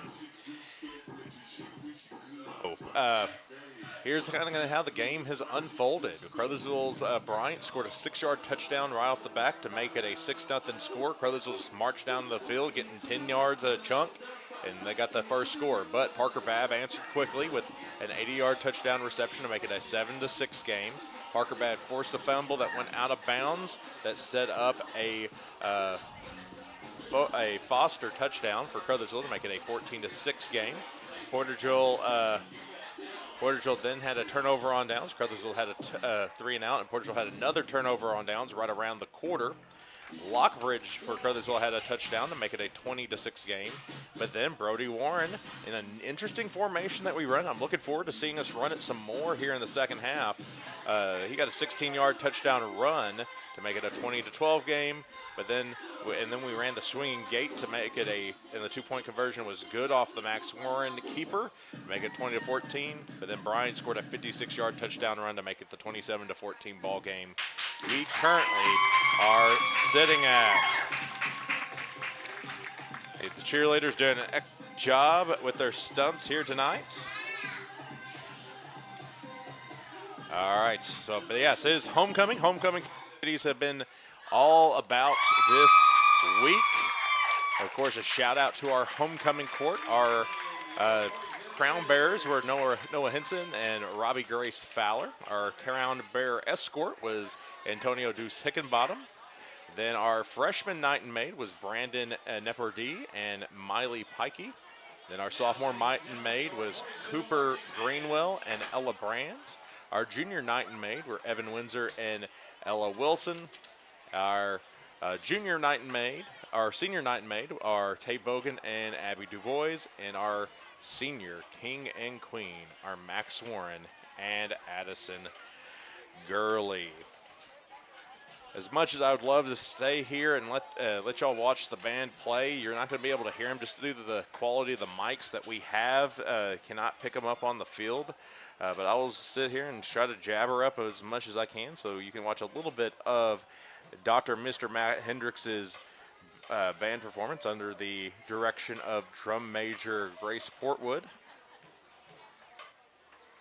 Let's say the Portageville Marching Band has gotten some marching in over the last 2 weeks. They were, of course, the opening band in the Soybean Festival, and they marched today in the homecoming parade. As they begin to do their routine, I'll keep it here. I'll jibber jabber to y'all as best as I can. District area scores to keep up with. I don't have any scores for you, but here's who's playing whom. The district standings coming in tonight was Saxony Lutheran 1, Portageville 2, Charleston 3, Hayti 4, and Malden 5. It's important that Charleston keeps between us and Hayti because We own the tiebreaker over Charleston, but Hayti owns the tiebreaker over us. We want to stay in the top three. The top three get a bye on Halloween. Right now, Saxony Lutheran was sitting at 40.79 points. Portageville's just barely behind them to be first in the district, which was at 40.14 points. Right now, Saxony is playing Massac County, Illinois, over in Illinois. So hopefully Massac County is winning, so Portageville can get an advantage there. Charleston's playing our former head coach at East Prairie, and so hopefully Coach Penrod and the Eagles are able to get a victory in the battle for Mississippi County to give Portageville an advantage there. Marquette Catholic is who Hayti is playing. They're playing tomorrow, and I think that's a makeup for the forfeit that they had earlier this year. And then Malden is taking on Verendia Academy this week. So a lot of interesting matchups. Hopefully they all go in favor of the Dogs. Last week was perfect for the Dogs. We got that victory over Donovan, and we're able to, everybody that we needed to lose did lose. It's not looking too bright for the Dogs now, but they're still showing some fight. A 2-score lead is not impossible. We do get the ball to start the second half. So hopefully the Bulldog offense comes out firing, makes it a 1-score game. Bulldog defense keeps playing the way they've been playing, and they bend, don't break. They have broke a couple times, especially near the end there. So, but hopefully we can kind of keep Bryant in check, and the Bulldog defense can give it back to the Bulldog offense to make us get back into this ball game. So once again, the score here at halftime is Portageville 14, Caruthersville 27, as the Portageville Marching Band plays Shut Up and Dance With Me. If you're curious, the song that they are playing is. Shout out to everybody that we can. Of course, to our cheerleaders.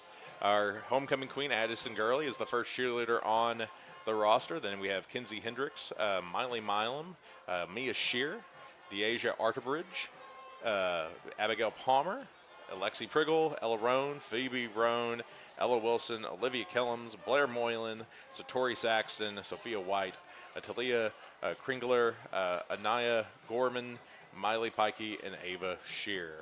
Head coach Tabitha Robbins. They're the one, and assistant coach, former cheerleader, which Tabitha was a former cheerleader too, but Kaylee Hall was a much more former cheerleader, a more recent former cheerleader for the Dogs. So that's who you got to see performing at the top of this. And of course, right now you are watching the Bulldog Marching Band under the direction of Mr. Dr. Matt Hendricks. I forget how I used to call his name. All right, and there we go. That was the Portageville Bulldog Marching Band. Excellent job, marching Bulldogs. So they're going to march off the field, and we're going to march on to our first halftime break of the night. So halftime, it's still Caruthersville 27, Portageville 14. 5 minutes left to go here in halftime, and then we'll be back with the exciting conclusion to this homecoming football game. So once again, 27-14. We'll be back. You're listening to Bulldog Football here on Sports Radio, KMIS. Hi, my name is Reese Roan. And I'm Phoebe Run. Our parents own Butler Jug, and they are proud supporters of Portageville Bulldog athletics. Especially the cheerleaders. Butler Drugstore has proudly served our hometown community with pharmacy services since 1947. We also offer many vaccines as well as free testing services for COVID, flu, and RSV. Please call or stop by to see how we can help you with your healthcare needs. We would love to serve you.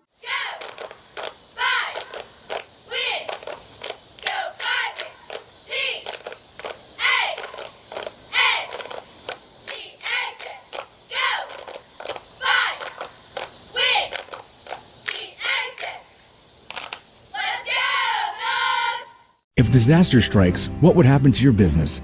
Let the professional team at Ellington Insurance make sure you're covered. Ellington Insurance offers a wide range of services from group and property insurance to commercial general liability, business auto, small business and workers' comp from companies you trust like Philadelphia, Liberty Mutual, Columbia, and Travelers.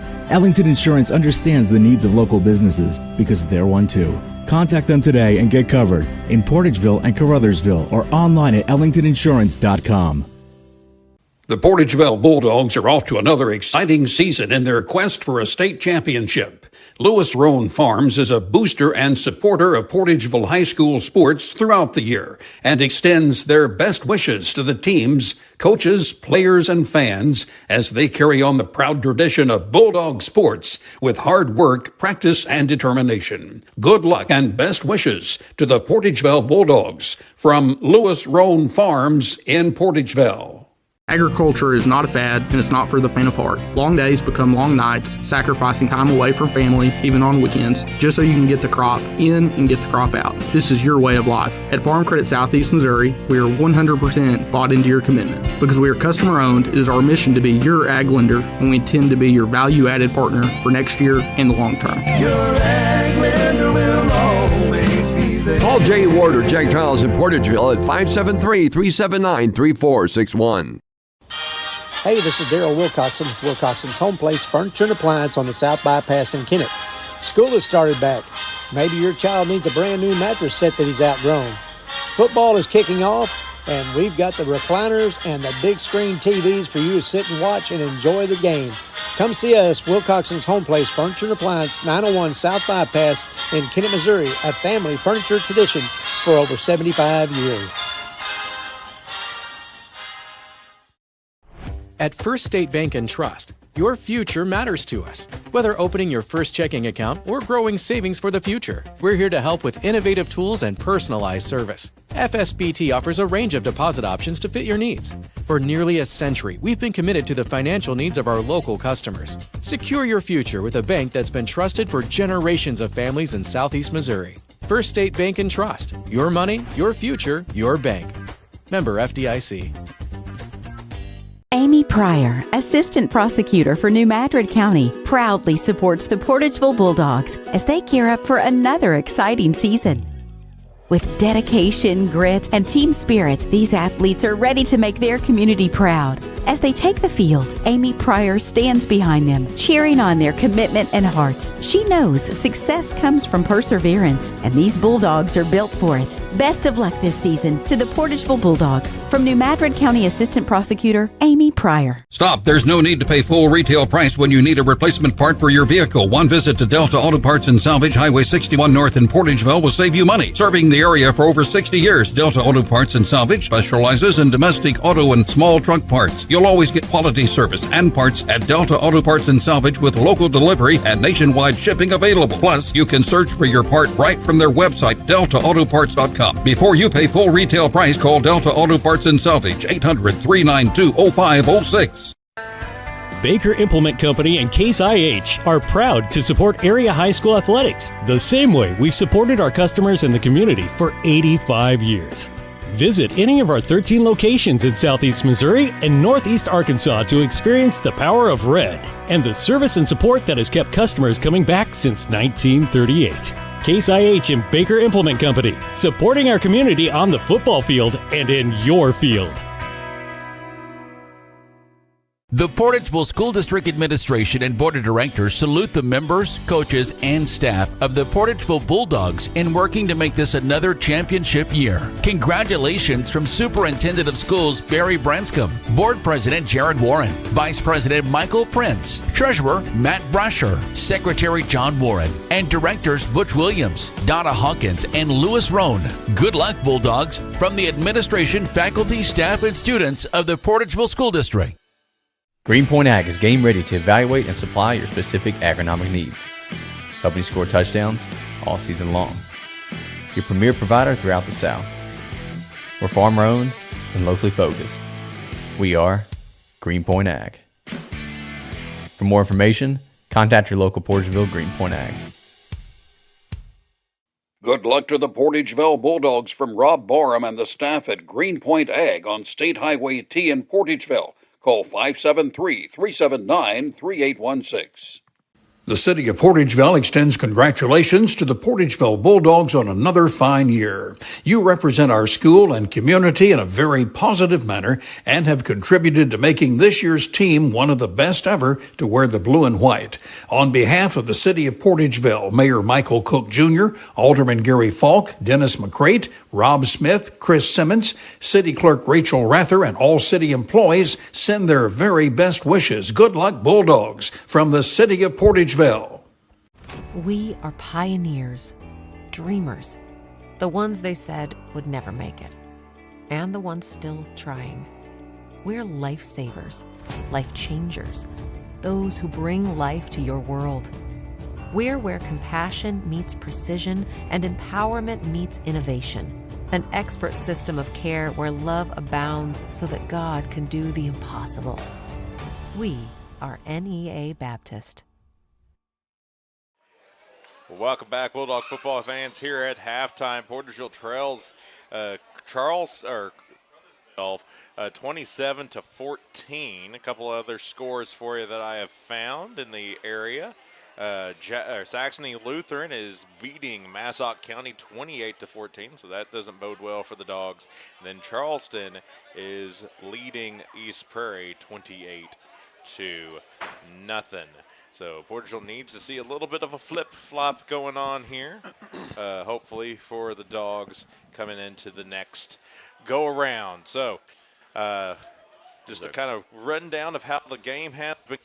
There's the Bulldog offense Bulldog team out there warming up. We started off the game with Caruthersville was getting 10 to 15 yards a pop, and it finally topped off with Bryant scoring a 6-yard touchdown run to make it a 7-0 game. But Portageville luckily answered back. Parker Babb, Beach, North Dakota, 46, Standing Rock, nothing at halftime. Finally, Beach, North Dakota, baby. The Buccaneers coming off with a win already. I can smell it. All right, sorry about that. All right, Parker Babb got an 80-yard touchdown catch to make it a 7-6 game to keep it a little competitive. Parker Babb forced a fumble out of bounds, but it remained Caruthersville ball that set up a 2-yard touchdown run from Caruthersville to make it a 14-6 game. Portageville had a turnover on downs. Caruthersville had a 3-and-out. The second quarter started. Portageville had another turnover on downs. It was a defensive struggle there for a second. Then Caruthersville opened up the floodgates and scored with Lockbridge, making it a 20-6 game. How about that? Then Brody Warren scored a 16-yard touchdown to make it a 20-13 game. I really like the formation they were running with Brody there out there to get that touchdown. I'm excited to see what that might turn into here in the second half. Then Portageville ran a swinging gate for a 2-point conversion attempt that was good to make it a 20-14 game. Also, too, we do get the start of the middle eight. We do. And we did maintain a lot there of the first part of the middle eight. I will say, lost a little control. It's okay, though. 56-yard touchdown run from Bryant that made it a 27-14 game. That was kind of the thing that kind of was the nail. It's tipped the scales a little bit. So it's definitely the middle eight's in favor of the Tigers. But I will say the Bulldogs are putting up a fight. It's only 27-14. If you go and look back historically at record scores during halftime, during the first quarter, second quarter, whatever, for the previous, let's just say, 15 teams Caruthersville's played, Portageville, I think, is really hanging close compared to what it could have been. The blowouts, 50s to the, you know what I mean? I say, if ifs and buts were candy and nuts, we would all have a Merry Christmas. So I would loved it for Portageville to make it a 20. I would be in a much more happy predicament if it was a 20-14 What do you think game. Coach Aaron said to them here at half, going in and coming out? We took their best shot. We're still in this game. Hang on a second. Timeout. Let's stop before Coach Aaron even says anything. What does the captain of Portageville football say to his team sitting there in the locker room, trying to catch his breath, trying to cool off, trying to gather his thoughts? What is the captain of the Bulldogs saying to his teammates? I don't think we're allowed to say it on air. Why not? Well, because I get that, but let's. It's more just like we are better than this. We know that we can take these guys' shots. We shouldn't be in this position. The game should be a lot closer. We got a chance to really come out in the second half and make this our ball game. This is our homecoming. Let's make sure we go out as winners here on our last home, because it's the seniors that would really be talking. I could see Eli Wheeler being one of the main ones that are talking. Yes, absolutely. Eli Wheeler setting up, trying to get momentum in favor of the Bulldogs here coming out of halftime. I could only imagine the chill bumps. There was a few times through my do you high school. remember earlier in the season whenever we were running the heavy package with Parker as QB? I do. It looks That's like called Diamond. It's Diamond. It looks like Coach Bidwell is talking to Parker a lot over here on the sidelines. I could see a Diamond future for us a lot here in the second half, especially here on this first drive out. I mean, if it works, it works. I'm just afraid Caruthersville's too. They're up the teeth, and the thing that we have with more, their defense. They're about number one. I mean, we have more receiving yards tonight than we have rushing yards. Okay, well that's a new. That's the first time that has happened in years. That's what I was. It's something brand new. We've not smelled that since the Bullock days. Jones or Bullock days. Yeah, those are some early days. Whoa. Wow. All right, so Bulldogs taking the field.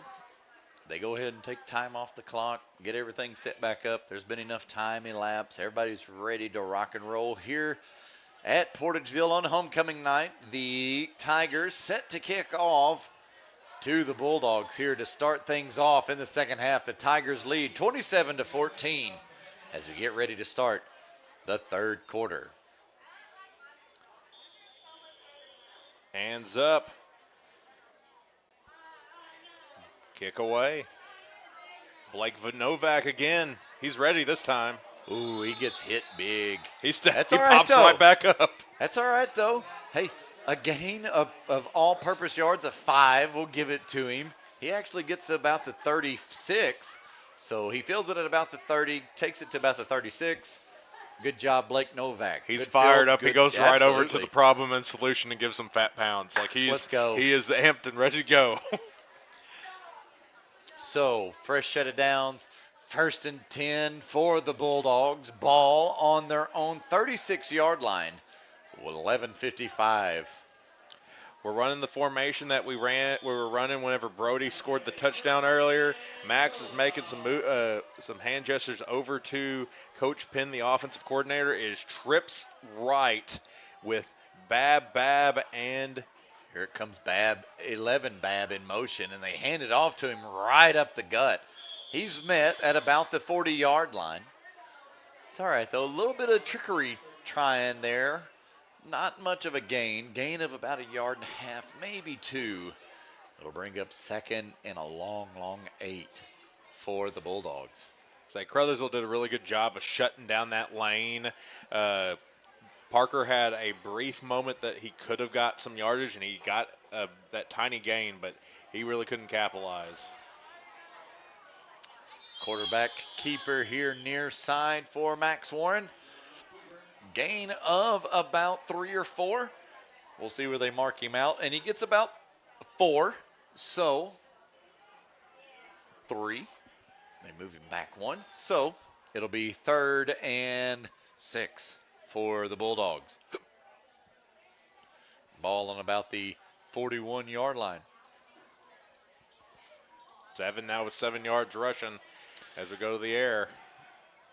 Fired across the middle to number 1, Antonio Deuce Higginbottom. Man, what a rocket. Wow. I've not seen that reaction time out of a high school player in a long time, and that was beautiful. It was very beautiful. Deuce should have had that. It probably had a lot of pepper on it. Yeah, so it was hot. It doesn't surprise me that Deuce dropped it, but it hit him right there in the hands. Like you heard the ball like clap in his hands. It was definitely hot. That's okay, though. We know what number 7 Max Warren has to offer. Back to punt for the Bulldogs. Number 9, Evan the Warlock Windsor. Kick is away. And it's going to be out of bounds at about the 28-yard line, 29. They might even mark him out at the 30. And that's where they'd get him. Yep, at the 30. With this ref crew, I'm not trying to say they're biased and anything like that, but I naturally am going to assume whatever is the worst possible outcome for Portageville, that's probably going to be what we're going to be marked at. I also apologize, Mr. Davidson. We're sharing sour straws over there. That's fine. But we are drinking water, so it's going to the tiny one that stays up. He will crash. He'll crash. All right. So 1st and 10 for Caruthersville now. They're going to run their own jet sweep. Actually, it's a fake. Ooh, and it was caught in the backfield. Max Ordez, Tay Bogan combo for a tackle for a loss of about 3. 2nd and 13 for the Tigers. Wow. Good job from the defensive tackles there. The big boys up front, baby. Shot the gaps, caught the ball. That's one of those rare times when those linemen get to eat up a tackle. Bam. On the right side, too. Left side, strong side, right side, strong side for their defense. Pass is complete. Nice little dump pass there. It was a rocket for themselves, tackled by Brody Warren. Wow. Well, that one was I don't have any claps for that one. I will say I'm glad it was tackled and it was still in their territory. It was a great pass. It definitely a great pass. It ate up our defense. It was not covered. It was covered about 3 yards later when the player finally caught up to him and made the tackle. But it was enough for the Tiger first down, still in their territory on their own 49-yard line. We'll see if the Bulldog defense has enough to make a stop here. They pitch, sweep out to Bryant, out to the left, chased down by number 52, Tay Bogan, for a gain of about 5, maybe even 6. And it will be a gain of about 6, and it'll bring up 2nd and 4 for the Tigers on the Bulldog 45-yard line. 9:45 to go here in the third. 27-14. Tigers marching. Now they're driving. Portageville defense can occasionally show some flares, but they keep bending. Up the gut this time. Gets enough for that first down. The Warlock in on that tackle along with number 20, Brody Warren. It was enough for a Tiger first down. They move the chains. That's going to be on about the Bulldog 34-yard line. 9:20 to go here in the third. Watching this Bryant kid run for Caruthersville, it's like just watching somebody hit line drives. It's like they're just smoking down the line anytime he gets the ball. And there it goes again. And that's a home run. Nobody around him, out for a 34-yard touchdown run for number 3, Sammy Bryant for the Tigers, extending the lead now for the Tigers, 33-14, 8:59 to go here in the third quarter. A little silent here on the Bulldog sideline. Yeah, you hate that, but whenever they come out, like whenever you have you have to punt it on your first offensive possession, and then they come out and they are just roping singles up and down the line. Like it's hard to keep that momentum. Crothers back to kick for the Tigers. And it is good. And the Tigers go up 34-14 over the Bulldogs here on homecoming night in Portageville. 8:59 to go when we return here in the third quarter.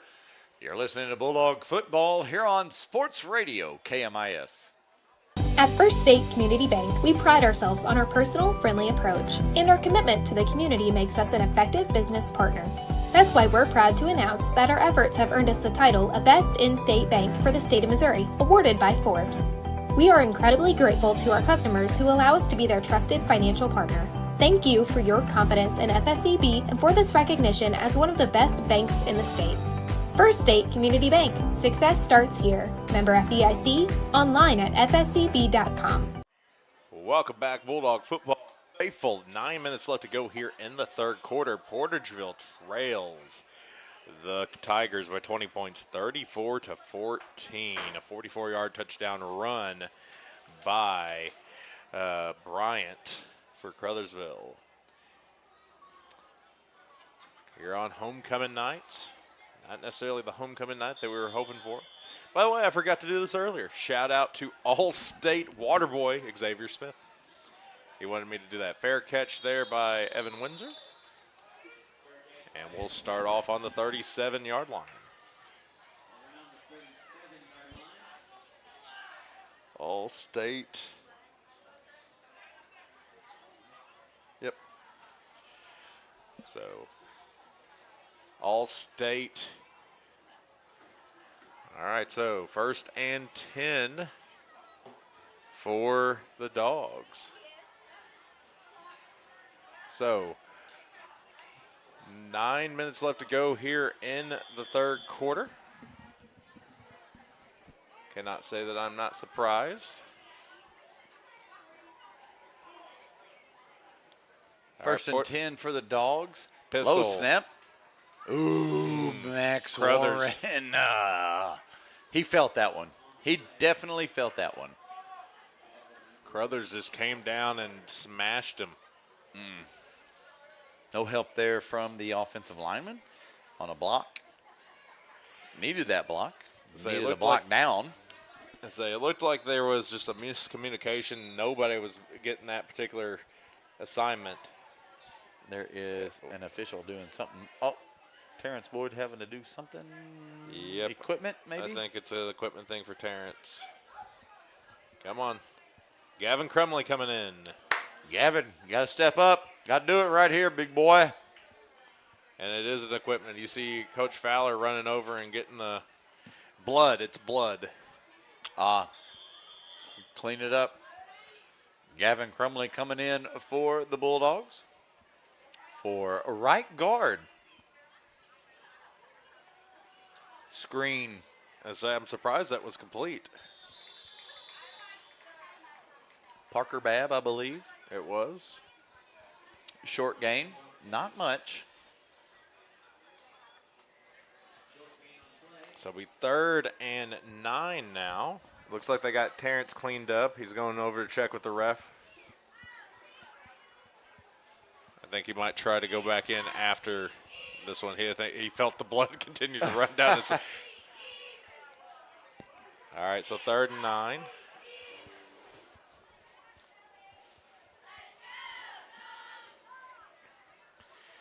All right, 7:41 left to go here in the third quarter. Trailing by 20. They fake the handoff to Babb in motion. Pass is incomplete. Kind of similar to the pass that Crothers was been completing, that quick dump pass there in the hooks. This was intended for Deuce. It was just a little bit behind Deuce, and he could not corral it to bring up the 4th down. And we're getting ready to punt. So it doesn't help tonight that the people ahead of us in the district and people behind us in the district are winning their games. Charleston's beating East Prairie, and Saxony Lutheran is beating Massac County. Massac.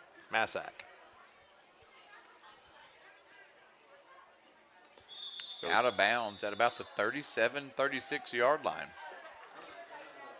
Good punt. Bull defense try something that works. It doesn't, just go out there, hit somebody, man. Shed your block. Make a play, man. Just there's nothing. It's not dire. Yeah, we need to make some good plays. We need there's a little severity out on the field. We've got to make up some 20-point difference here. It's 34-14, 7-24. All hope isn't lost, but no. Just go out there, still have fun, Don't play tight. Smash mouth football. What does it mean to you? That's been our main question here on several weeks of the Bulldog Blitz.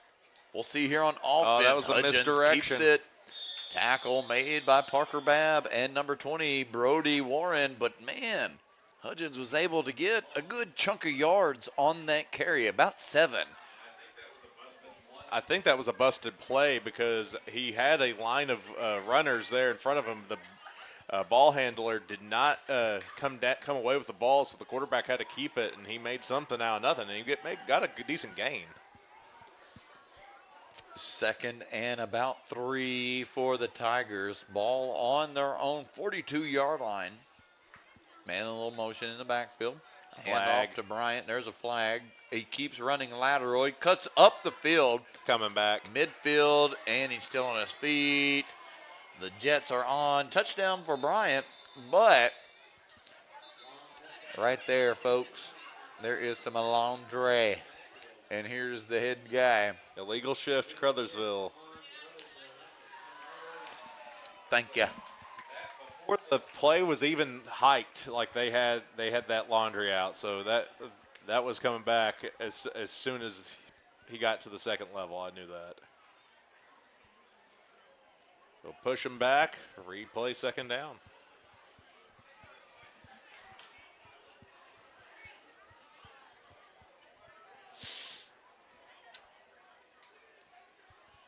We needed that little break. Okay, so that wasn't a big tackle, wasn't a big play, but we got a big break on a flag. Yes. And there is a timeout on the field for Portageville here about halfway through the third. 6:32 to go in the third, to be exact, 34-14 when we return. You're listening to Bulldog Football here on Sports Radio, KMIS. Hi, my name is Reese Roan. And I'm Phoebe Run. Our parents own Butler Jug, and they are proud supporters of Portageville Bulldog athletics. Especially the cheerleaders. Butler Drugstore has proudly served our hometown community with pharmacy services since 1947. We also offer many vaccines as well as free testing services for COVID, flu, and RSV. Please call or stop by to see how we can help you with your healthcare needs. We would love to serve you.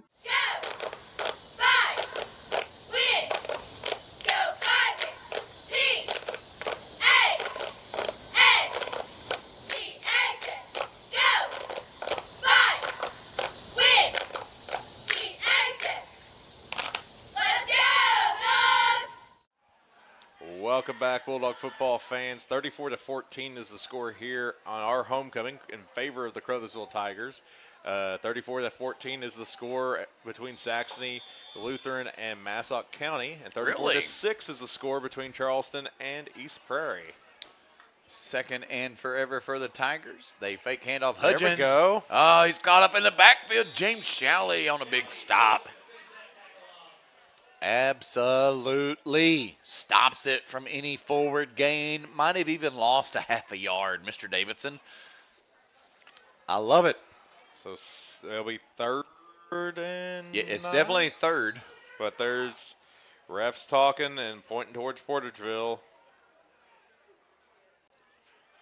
What is this? Hang on a second. No. It's, put up 3, please. Put up 3. As the chit-chat's going, waving the flag. What's the flag? What was the flag? Well, it's been waved. It doesn't matter. It's been waved. It never happened. Ignore the flag. It should bring up a third down. I'm not going to lie. Like, this crew has I'm getting a very familiar vibe to the Kennett crew we had. It's definitely third down, correct? It is third down, yes. Okay, even though the line judge over there with the chain gang, it says second down, it is not. Back to pass, Hudgens looking, throwing. Wide open. Good job, Jack Bell. Jack Bell using his hands, breaking it up. Incomplete. 4th and 8 now for the Tigers. It is 4th and 8, and I think it's our own chain gang operator that's the issue. He got it. There we go. Absolutely. I don't think that was a ref issue. I think that was a chain gang issue. It should be 4th down. There's a flag. Is what? Say, I was looking at the wrong part of the field. It's definitely 4th down. Official timeout. Official timeout. Timeout Caruthersville. It's 4th down. It's got to be 4th down. So when we come back, it's going to be 4th down. 6:04 to go here in the third. Timeout Caruthersville. We'll be back in a minute. You're listening to Bulldog Football here on Sports Radio KMIS. If disaster strikes, what would happen to your business? Let the professional team at Ellington Insurance make sure you're covered. Ellington Insurance offers a wide range of services from group and property insurance to commercial general liability, business auto, small business and workers' comp from companies you trust like Philadelphia, Liberty Mutual, Columbia, and Travelers. Ellington Insurance understands the needs of local businesses because they're one too. Contact them today and get covered in Portageville and Caruthersville or online at ellingtoninsurance.com.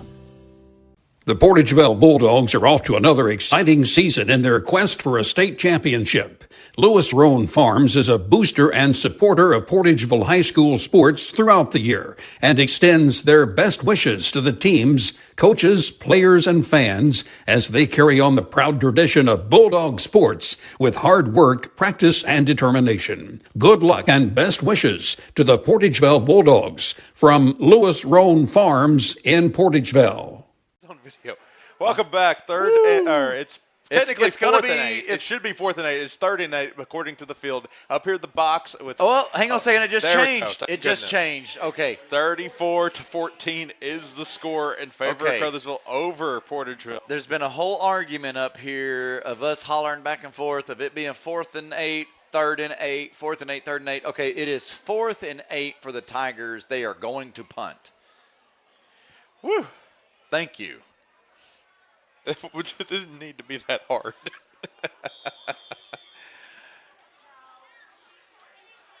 All right, so Caruthersville to punt. This is their second punt of the night.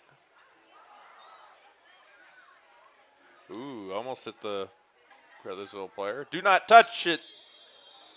It could have been really hit hard right there. He could have. I mean, technically. Oh, man. My nerves are too shot to call this game here tonight so far. Oh man, like if he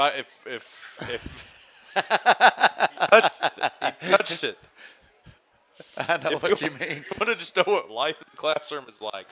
It's like don't do X, and then automatically they do X. Oh man. So but first it's hit Portageville. Would you expect anything less though, Mr. Davidson? Oh man. No, that's the funny thing is I was like, I'd be yelling, don't touch this, and they're going to touch this, so. Forefront for the Tigers, Babb and Bell out to the left, nobody here to the right. It's a stacked backfield with Deuce and Warren. With Warren, fake handoff, he rolls to the right. Quarterback keeper. He can pitch it, but he does not. Yep, quarterback option keep. Gain of about 2, 2nd and 8 for the Dogs. Ball on about our own 25-yard line. Max Warren now at 10 yards on the night, if you were curious. How much? 10. Bell in motion here to the right, going far left actually to our near side with Babb. 5. Nobody in the left slot, or far right slot, sorry. I'm getting it backwards here. Pass game has been Portageville's best aspect here tonight. It's just connecting. Flag, whistles. What happened? Offsides, Portageville. Yep. Offsides, Portageville. Move it back 5.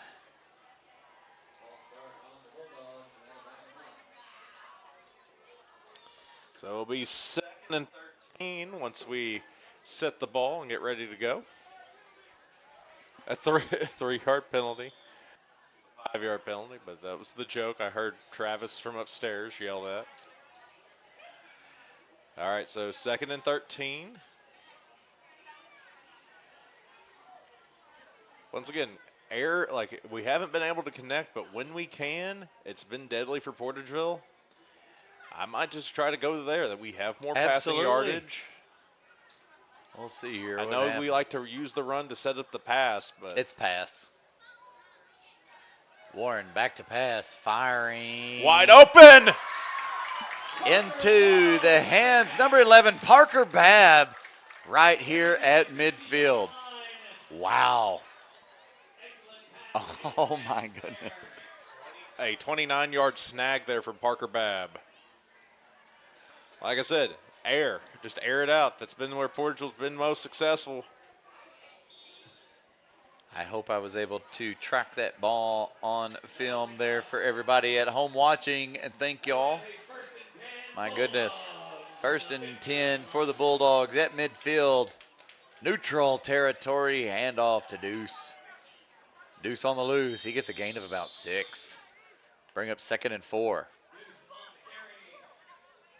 There's this momentum that we've been missing. We were kind of dead in the water there for a minute, but now we're showing some life. We got that 4th down that we earned, and we've been rolling ever since. So let's see if we can keep churning our way into the end zone with a 2nd and 4. 4 minutes left to go here in the 3rd quarter. 2nd and 4 for the Dogs. It's the double bab package. I don't understand what happened there. Ball, crazy snap. I'm about to say, did Jeffrey snap it to himself? I think he did. False start on the center. Yeah, but it was false start on the center.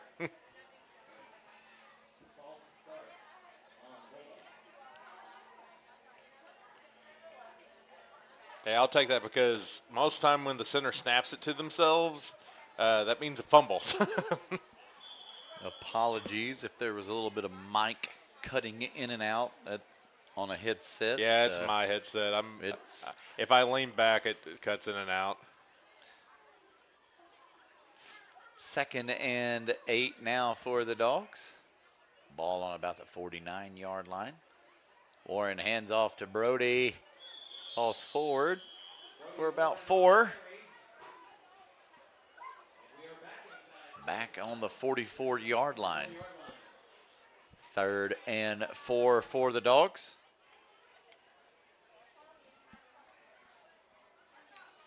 Three minutes now left to go here in the 3rd as we stare at the 3rd down. It's 3rd and manageable. We should be able to convert here. This is where you got to dig a little deep. You've got to put a little extra effort into it. It's 3rd and 4. We got Brody on the edge there to try to set it, sending Babb in motion. Kind of threading the needle there with a needle-esque jet sweep, but he does get the first. I feel like he does get the first.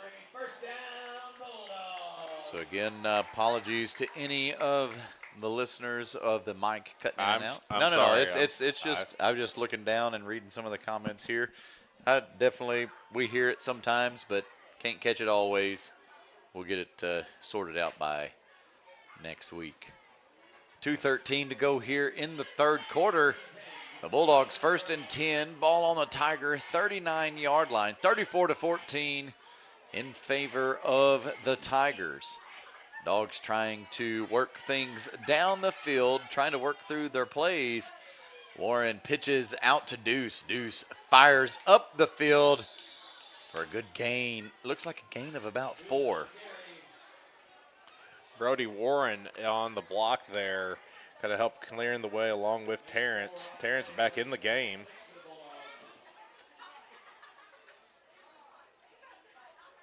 It was a gain of 4, so it'll be 2nd and 6 now.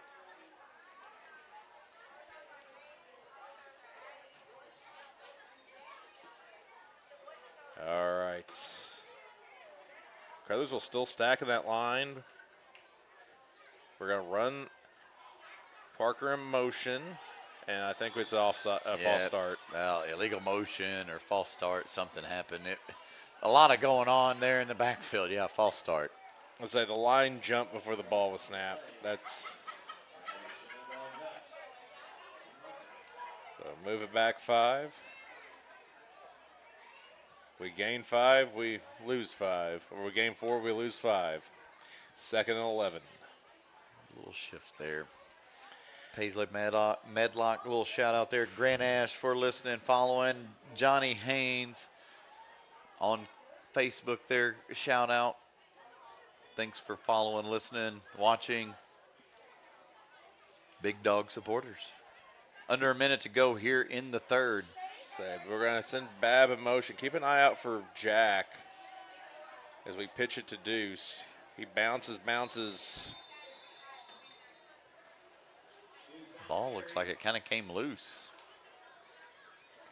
He maybe got back to the original line of scrimmage. It'll be 3rd and 11 still.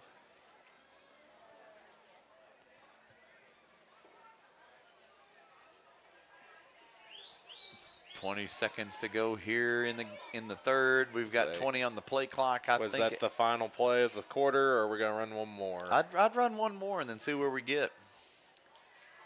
3rd and 11. We was trying to go on 2. And I think we let time run out. Yep, we let time run out to the 4th and final quarter here in Portageville on homecoming night. The Tigers lead the Dogs 34-14 by 20. We'll be back here in just a minute, and we bring the 4th and final quarter to you. You're listening to Bulldog Football here on Sports Radio KMIS. Agriculture is not a fad, and it's not for the faint of heart. Long days become long nights, sacrificing time away from family, even on weekends, just so you can get the crop in and get the crop out. This is your way of life. At Farm Credit Southeast Missouri, we are 100% bought into your commitment. Because we are customer-owned, it is our mission to be your ag lender, and we intend to be your value-added partner for next year and the long term. Your ag lender will always be there. Call Jay Ward or Jack Giles in Portageville at 573-379-3461. Welcome back, Bulldog football fans.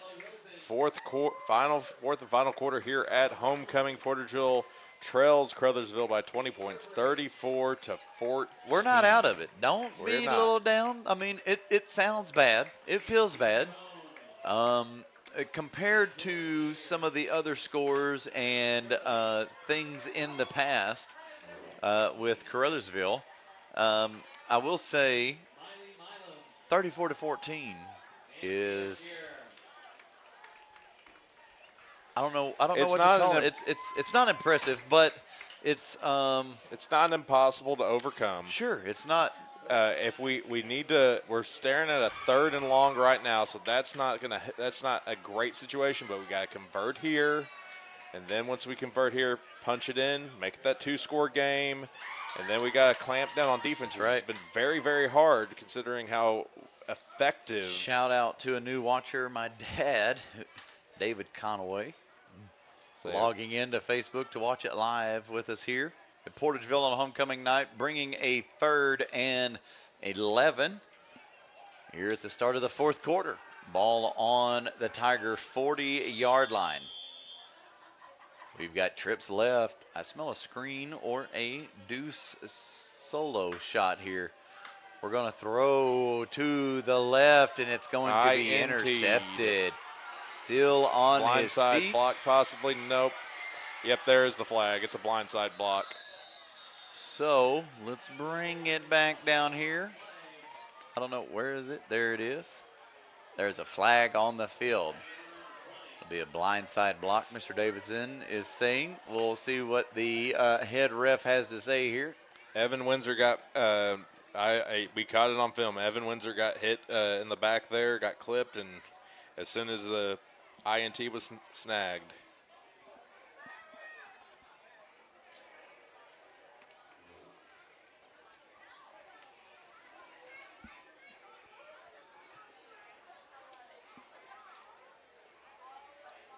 Let's see. They're just trying to figure out where the spot was. There we go. Head ref. From the spot of the foul. Right here, front and center. Personal foul. Blocking the back against the Tigers, and it's going to go way back there. Wow. If we were to ever have a turnover, this would be the best place to happen. If Vic Greaves or Coach McKay could just sprinkle a little magic from heaven down on us right now, a little Bulldog magic, we can do it. I don't.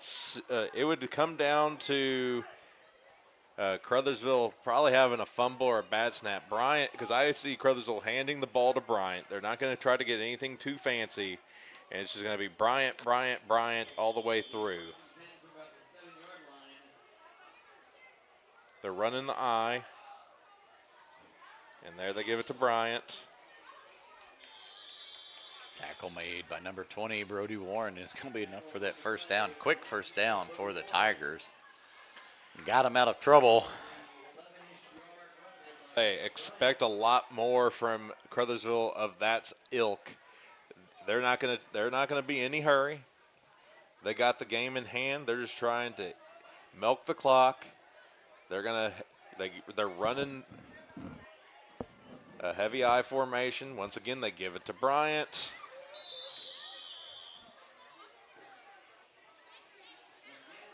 And he gets another first down. Boy, we got to stop those little 10-yard pops.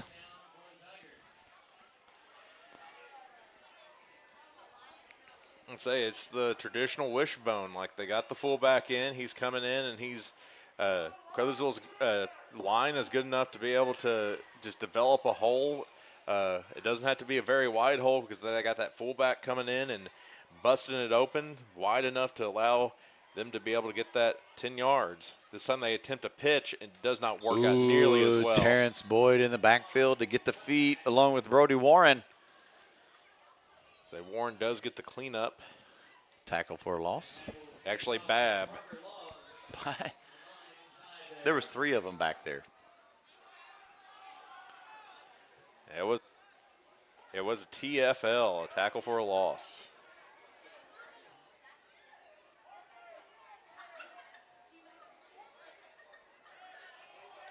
Parker Babb trying to get the defensive play in. He's saying, I think he actually was possibly saying he's getting chop blocked.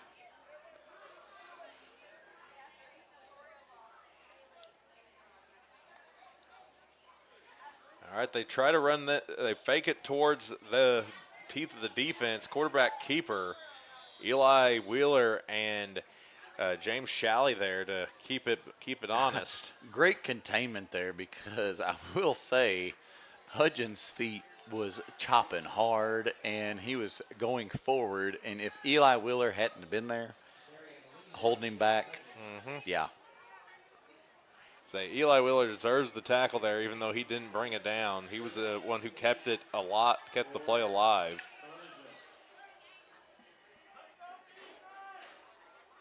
9:20 to go here in the ball game.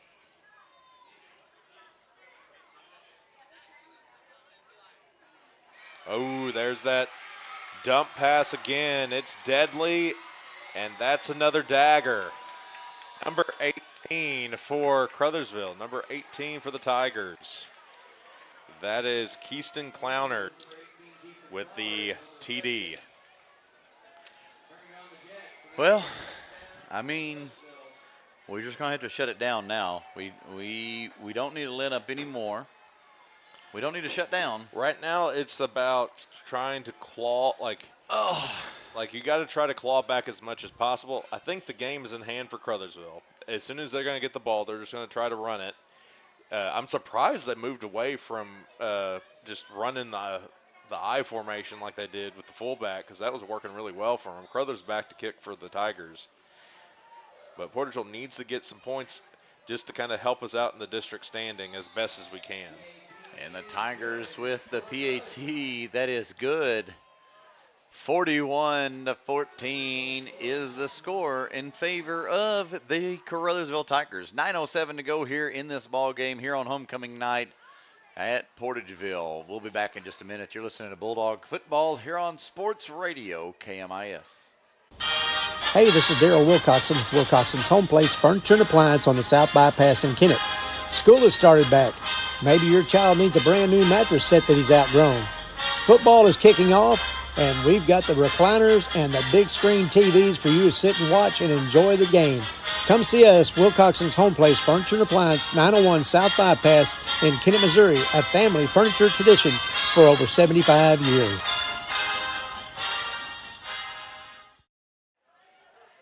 Welcome back, Bulldog football fans, here at Portageville, here at Vic Reeves Athletic Field.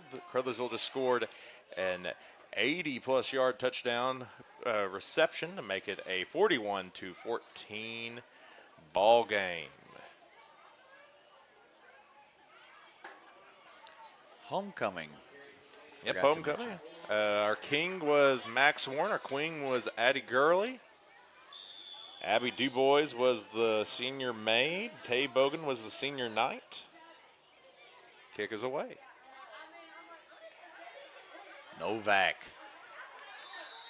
A little short carry there for some all-purpose yards, about 5.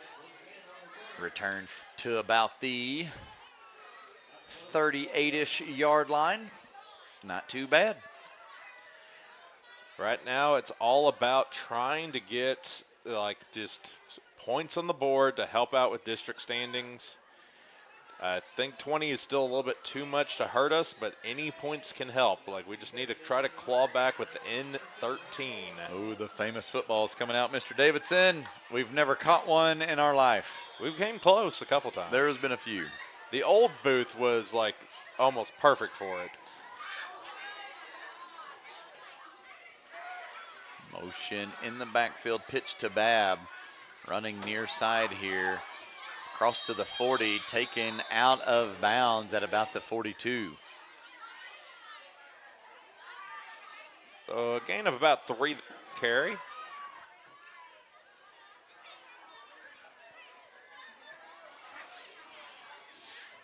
Zach, 2nd and 7 there for the Dogs now. 42. Took him a second to get the ball spotted.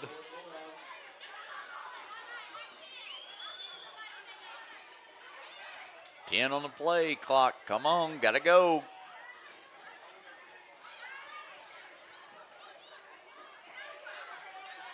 Sweep to Deuce. He cuts it up. He's going to get enough for that first down.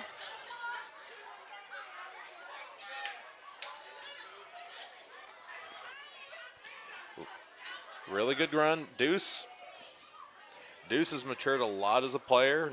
He's made some really good defensive plays tonight that he kind of struggled with last year.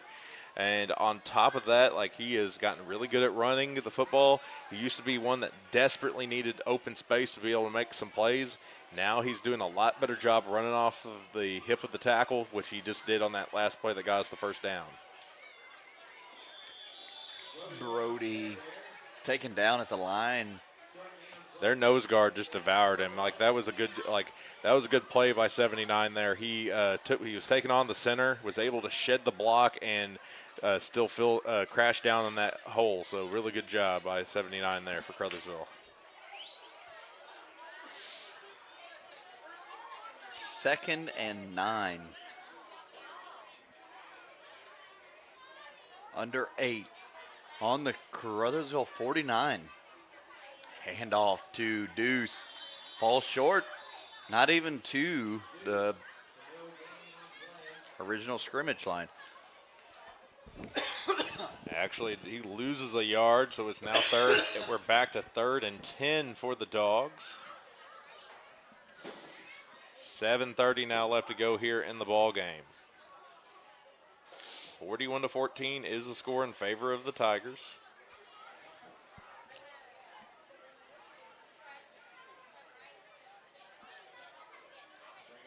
Portageville taking their time. Brody Warren's the lone back. That indicates that more of a likelihood of us to pass is going to be a jet sweep to Jack. Jack cuts up. He's not going to get much.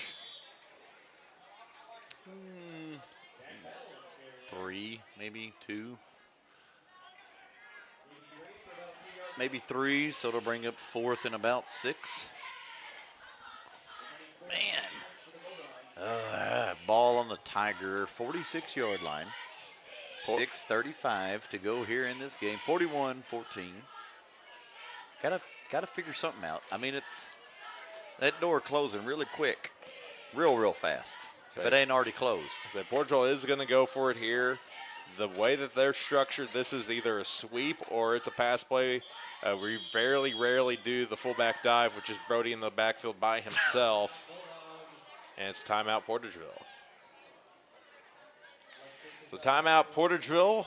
6:20 left to go here in the 4th quarter. We'll be back here in a minute. You're listening to Bulldog Football here on Sports Radio, KMIS. At First State Bank and Trust, Your future matters to us. Whether opening your first checking account or growing savings for the future, we're here to help with innovative tools and personalized service. FSBT offers a range of deposit options to fit your needs. For nearly a century, we've been committed to the financial needs of our local customers. Secure your future with a bank that's been trusted for generations of families in Southeast Missouri. First State Bank and Trust. Your money, your future, your bank. Member FDIC.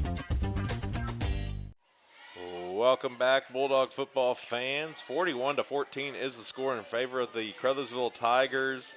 Portageville with staring at a 4th and long. This is pretty much, Caruthersville's got this game in the hand. They got the bird in the nest. Right now, Portageville's trying to chip away at that nest as best they can to hopefully find some eggs that will get them a better fall, like help cushion their fall in the district standings here. That will be coming out tomorrow. So 4th and 6. Back to pass, throwing across midfield. Is it complete? In and out. Nope. And Jack Bell dropped it. Man, there was a lot of traffic right there. He almost tricked me out. A TOD, a turnover on downs. Caruthersville football. Expect to see another healthy dose of Bryant. I know they scored a touchdown off of that little dump pass that they like to run, which they run that very effectively. If you want to beat Caruthersville, you're going to have to learn how to defend that specific style of pass. You got to keep your outside backers at home in order to keep that, which does open up some running room underneath. So Caruthersville snaps. It's going to be a quarterback keeper instead, and Maximiliano Ordez gets the tackle. Help from number 8, James Shalley, and number 53, Max Ordez. And Tay Bogan. At TFL, so it'll be a loss of 1. It'll be 2nd and 1, or 2nd and 11, my bad.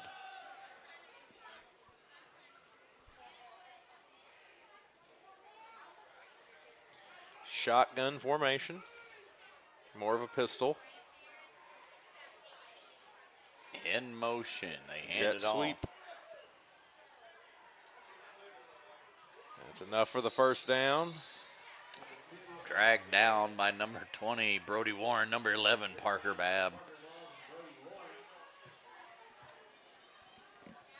Brody is once again at the top of the tackle chart tonight. Sitting with 6. 1st and 10 for the Tigers. How I wish it was 3rd. I would say 3rd and 10 would have been amazing, but out of their shotgun formation, they are spread out. Here it comes, Mr. Davidson. Oh, nope, hand off to Mr. Bryant himself. Run into the number 24, Caden Jones. Caden Jones got the tackle there. Assists from number 52, Tay Bogan.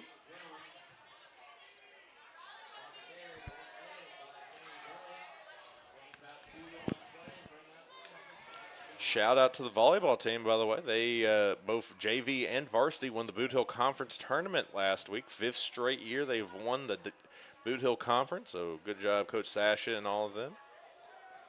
They have a couple home games next week. Monday they're on the road, but then they play Leopold, a very tough team, so come out and support them before they head into district play in Malden. The way that he just reversed that and shed those tackles, bravo. I got to give it to you, Mr. Bryant. You got to give the man his flowers because, that is not supposed to happen. You're not supposed to come to a complete stop and run the complete opposite way. I don't even know how to explain that, honestly. From a high school standpoint, you don't see that often. He came to a complete stop. I expect to see a long career for him in football, as a few others that's come out of Caruthersville over the years. Another handoff there, and tackle made by number 24, Caden Jones, James Shalley.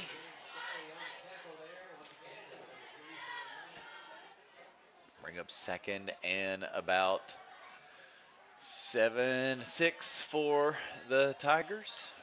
3:30 left to go here in the ball game. I would like to know how Caruthersville feels about Portageville's defense, offense. You know what I mean? Like, what was their expectations coming into tonight's game, homecoming night for the Bulldogs? Home field advantage, get it 6-1, 4-3.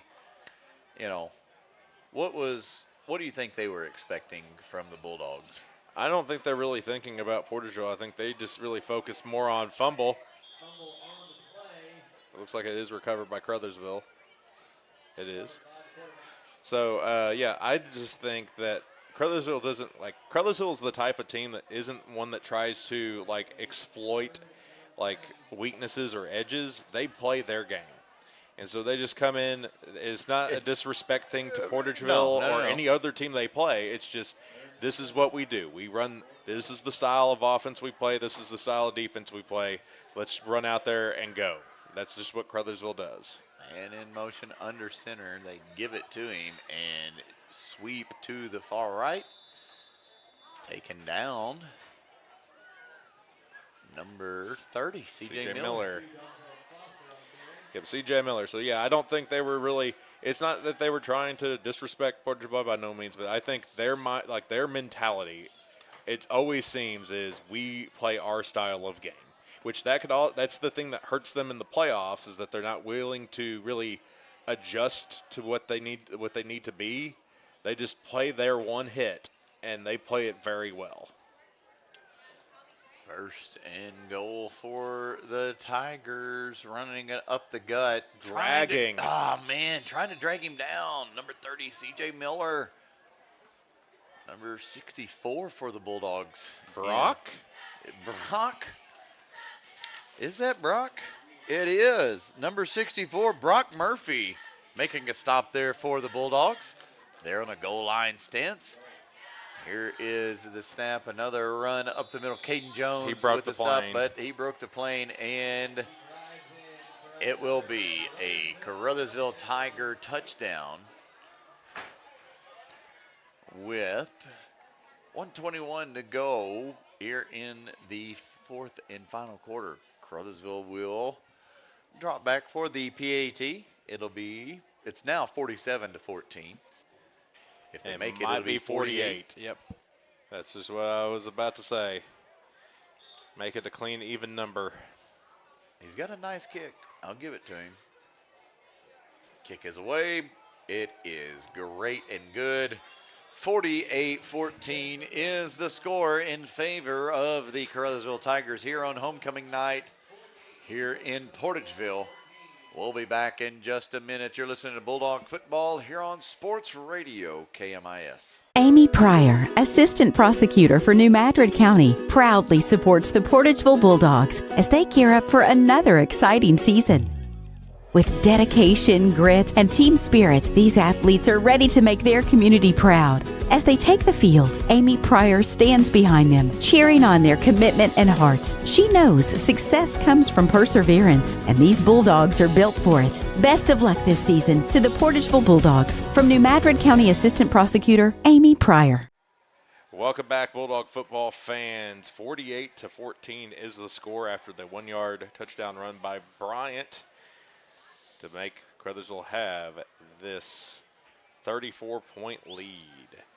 Not much time left to go in the game overall. So 1:21 to go here in this ball game, homecoming night. This will be the last series of the evening. Next week we will be staying here at home and taking on the New Madrid County Central Eagles. Battle of New Madrid County. Here is the kick. Ooh, it is deeper than normal. Fielded at about the 30. Out of bounds here at about the 35-ish, 36. Antonio Deuce Higginbottom on the return. 75 seconds left to go here in the ball game. Caruthersville will improve to 7-1 on the season. Yep. Portageville will fall back to 500, 4-4. All I care about is staying in the top 3 of districts. Have you gone into detail about why you want to be that way? Halloween. We would be playing on October 31st if we are the 4 and the 5 seed. It would be the 4 seed hosting the 5 seed for the right to play the 1 seed. Leave a comment what y'all would like me and Mr. Davidson to dress up as on I'm Halloween. Linus. What? I'm Linus from Peanuts. Okay. All right. Yes. Well, then I need a costume. I need an idea of what I will be for Halloween. I tried to be Spike, Snoopy's cousin, but I could not find a onesie, like adult-sized Snoopy costume. All they had was inflatables, and I'm not wearing an inflatable again. Last year I was in a wacky inflatable arm-flailing tube man, and that thing was hot. It had air blowing through it. How could it was hot. My goodness, I was a sweaty mess all day. And then on top of that, Coach Kelsey Snyder cheated in the inflatable costume race that we had. All right, so time whittling off the clock. 40 seconds on the clock. 2nd and 10 for the Dogs. A handoff. Oof. Wow. Tackle for loss in the backfield for about 2. Hey, he helped 3. him up. And that will be ball game. He helped him up and then gave his teammate a hug. That's ball game. There's no other play that Portageville could run or. Yep, that is it. Oh man, Portageville falls to 4-4. The Tigers rise to 7-1.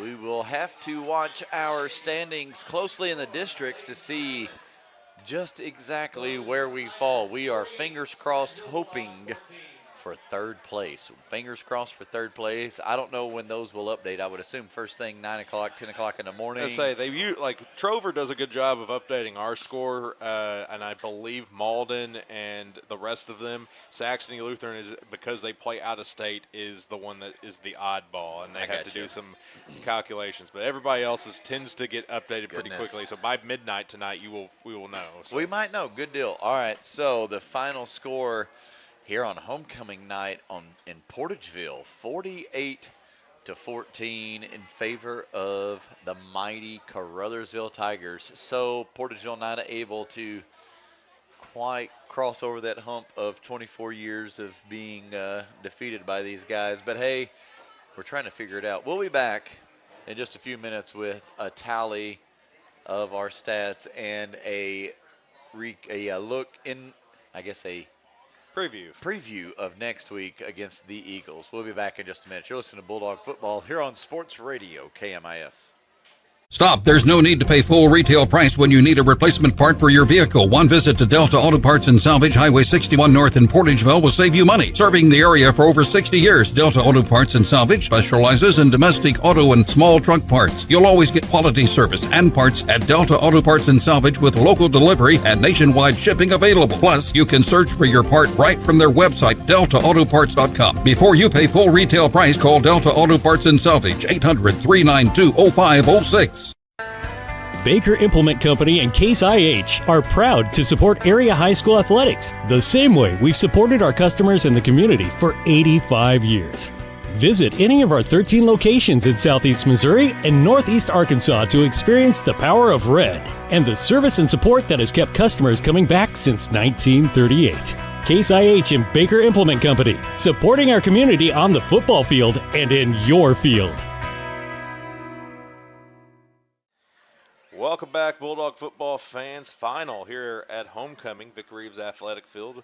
Caruthersville, 48. Portageville, having a little fun 14. on the field for Caruthersville, tackling their head football coach. Hey. Coach Dom. He's a big guy, so it took a few of them to take him down. Congratulations to the Tigers on continuing their winning spree on their journey to glory, I guess. But Portageville here, it wasn't it's not bad. It's not what we wanted. It's not what. Yeah. It's not a complete blowout. It's about what most people expect. Norm, what did you see from your point there for Portageville? What do you think? Momentum swing in your favorite, the middle eight there. Yeah, momentum swing in the middle eight. We talk about that often. Yeah, I hear it every time I'm watching. That's what I think the issue was there. When we didn't recover it not a real fumble. I think it kind of took the sails out. Yep. Our return didn't count. That momentum hurt us. Small things like that. Yep. Momentum killers. Yep. Thanks for the input there from Mr. Norman, the PA announcer here for Portageville. Hey. And the head coach of our undefeated Scholar Bowl team. Who There we go. Won their first Absolutely. game against Cooter earlier this week. Let's talk about some stats, shall we? Our leading rusher tonight was number 20, Brody Warren. He had 37 yards rushing, and then he was followed up. Actually, take that back. I apologize.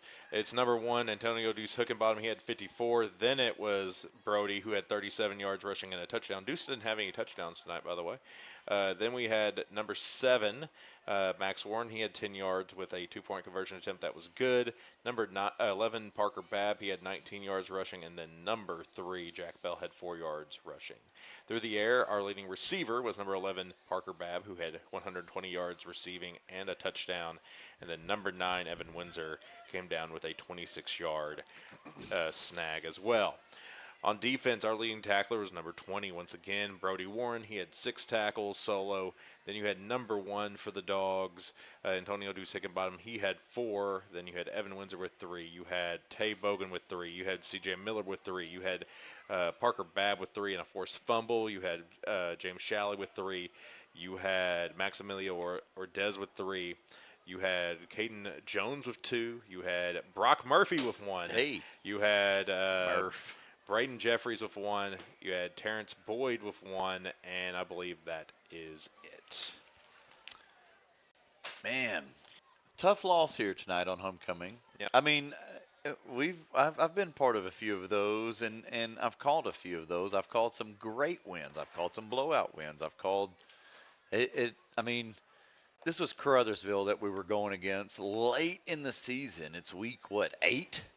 Yes. Week 8 for a lot of us. Yeah, week 8, and we're just now doing homecoming. For what I can remember, homecoming's always been about week 4 or 5, and then we have to worry about piecing it back together, trying to hold it together through the end of the season to maybe make a district run. But here it was. This is. I'm not saying that this game doesn't count. It doesn't, but it does. Well, it counts, and it does count towards district standings. That's the biggest thing that I'm worried about, because we were on the fringe of possibly being a 1 seed. A loss this bad is going to drop us. We're going to stay behind Saxony Lutheran, who was winning last time I checked. We were going to probably drop behind Charleston, who is. Do they give points for out of state? Yes. Well, Okay. it's not. It's they. I don't know how the multiplier works, because you do get a multiplier, but they do give points. I don't know how that multiplier is figured. But the only silver lining is we do hold the head-to-head victory over Charleston, but Hayti holds the head-to-head victory over us. So the question comes into play. Oh, man. Do they go top down in determining who gets the flip, or they do bottom up? Because you only get the flip once. Hayti? Who was Hayti? Hayti was 4th. And who were they playing tonight? They were playing. I think they're playing tomorrow. Oh, they're playing tomorrow. I think they're playing tomorrow. I think they were they were on the 18th. It was either them or Malden that were playing tomorrow. But they were playing like a Verendus Academy, or they were playing someone that I had not really ever seen before. I wasn't paying attention to. But I think there's enough distance between us and Hayti to kind of help keep it at that third spot. Third spot. Okay. So it might be sealed that Bulldogs will have home field advantage when it comes time for district standings. But we still have. Don't close your eyes. We still have New Madrid County Central next week. Next Thursday. Yeah. It's not Friday. It's going to be on a Thursday. So, man, what do you think that's going to be? I mean, where are we at with New Madrid? New Madrid. It's any given Friday or Thursday at that point. We had a close game with them last year. We've had some the great only games time, with them since return. There's been 2 blowouts, one from us and then one from them. That was the very first time. But other than that, they have been close games. And so I think we'll show up and we'll be ready to play that game, because it is a rivalry game after all. Thursday will make it a little bit weird, but I like our chances. Yeah, it's a little not Friday night football, so we'll just have a little. Yeah, we'll have that Thursday night action. So, all right, man. Friday night homecoming here at Portageville. The Dogs defeated by the Tigers. 48-14 was the final. Catch Paul and I next Thursday as we host the New Madrid County Central Eagles. I'm Heath Conaway alongside Paul Davidson. You've been listening to Bulldog Football here on Sports Radio KMIS.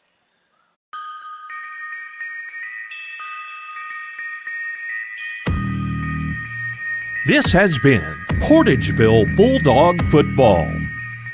Our broadcast presented by Farm Credit of Southeast Missouri, Baker Implement Company, NEA Baptist Hospital, and by Wilcoxon's Home Place Furniture. Title sponsor for our broadcast, First State Bank and Trust. Broadcast sponsors include Ellington Insurance, the City of Portageville, Delta Auto Parts and Salvage, Portageville Schools, Butler Drug, Greenpoint Ag of Portageville, First State Community Bank, New Madrid County Assistant Prosecuting Attorney Amy Pryor, and by Lewis Roan Farms. This broadcast has been a production of Pollock Broadcasting Company.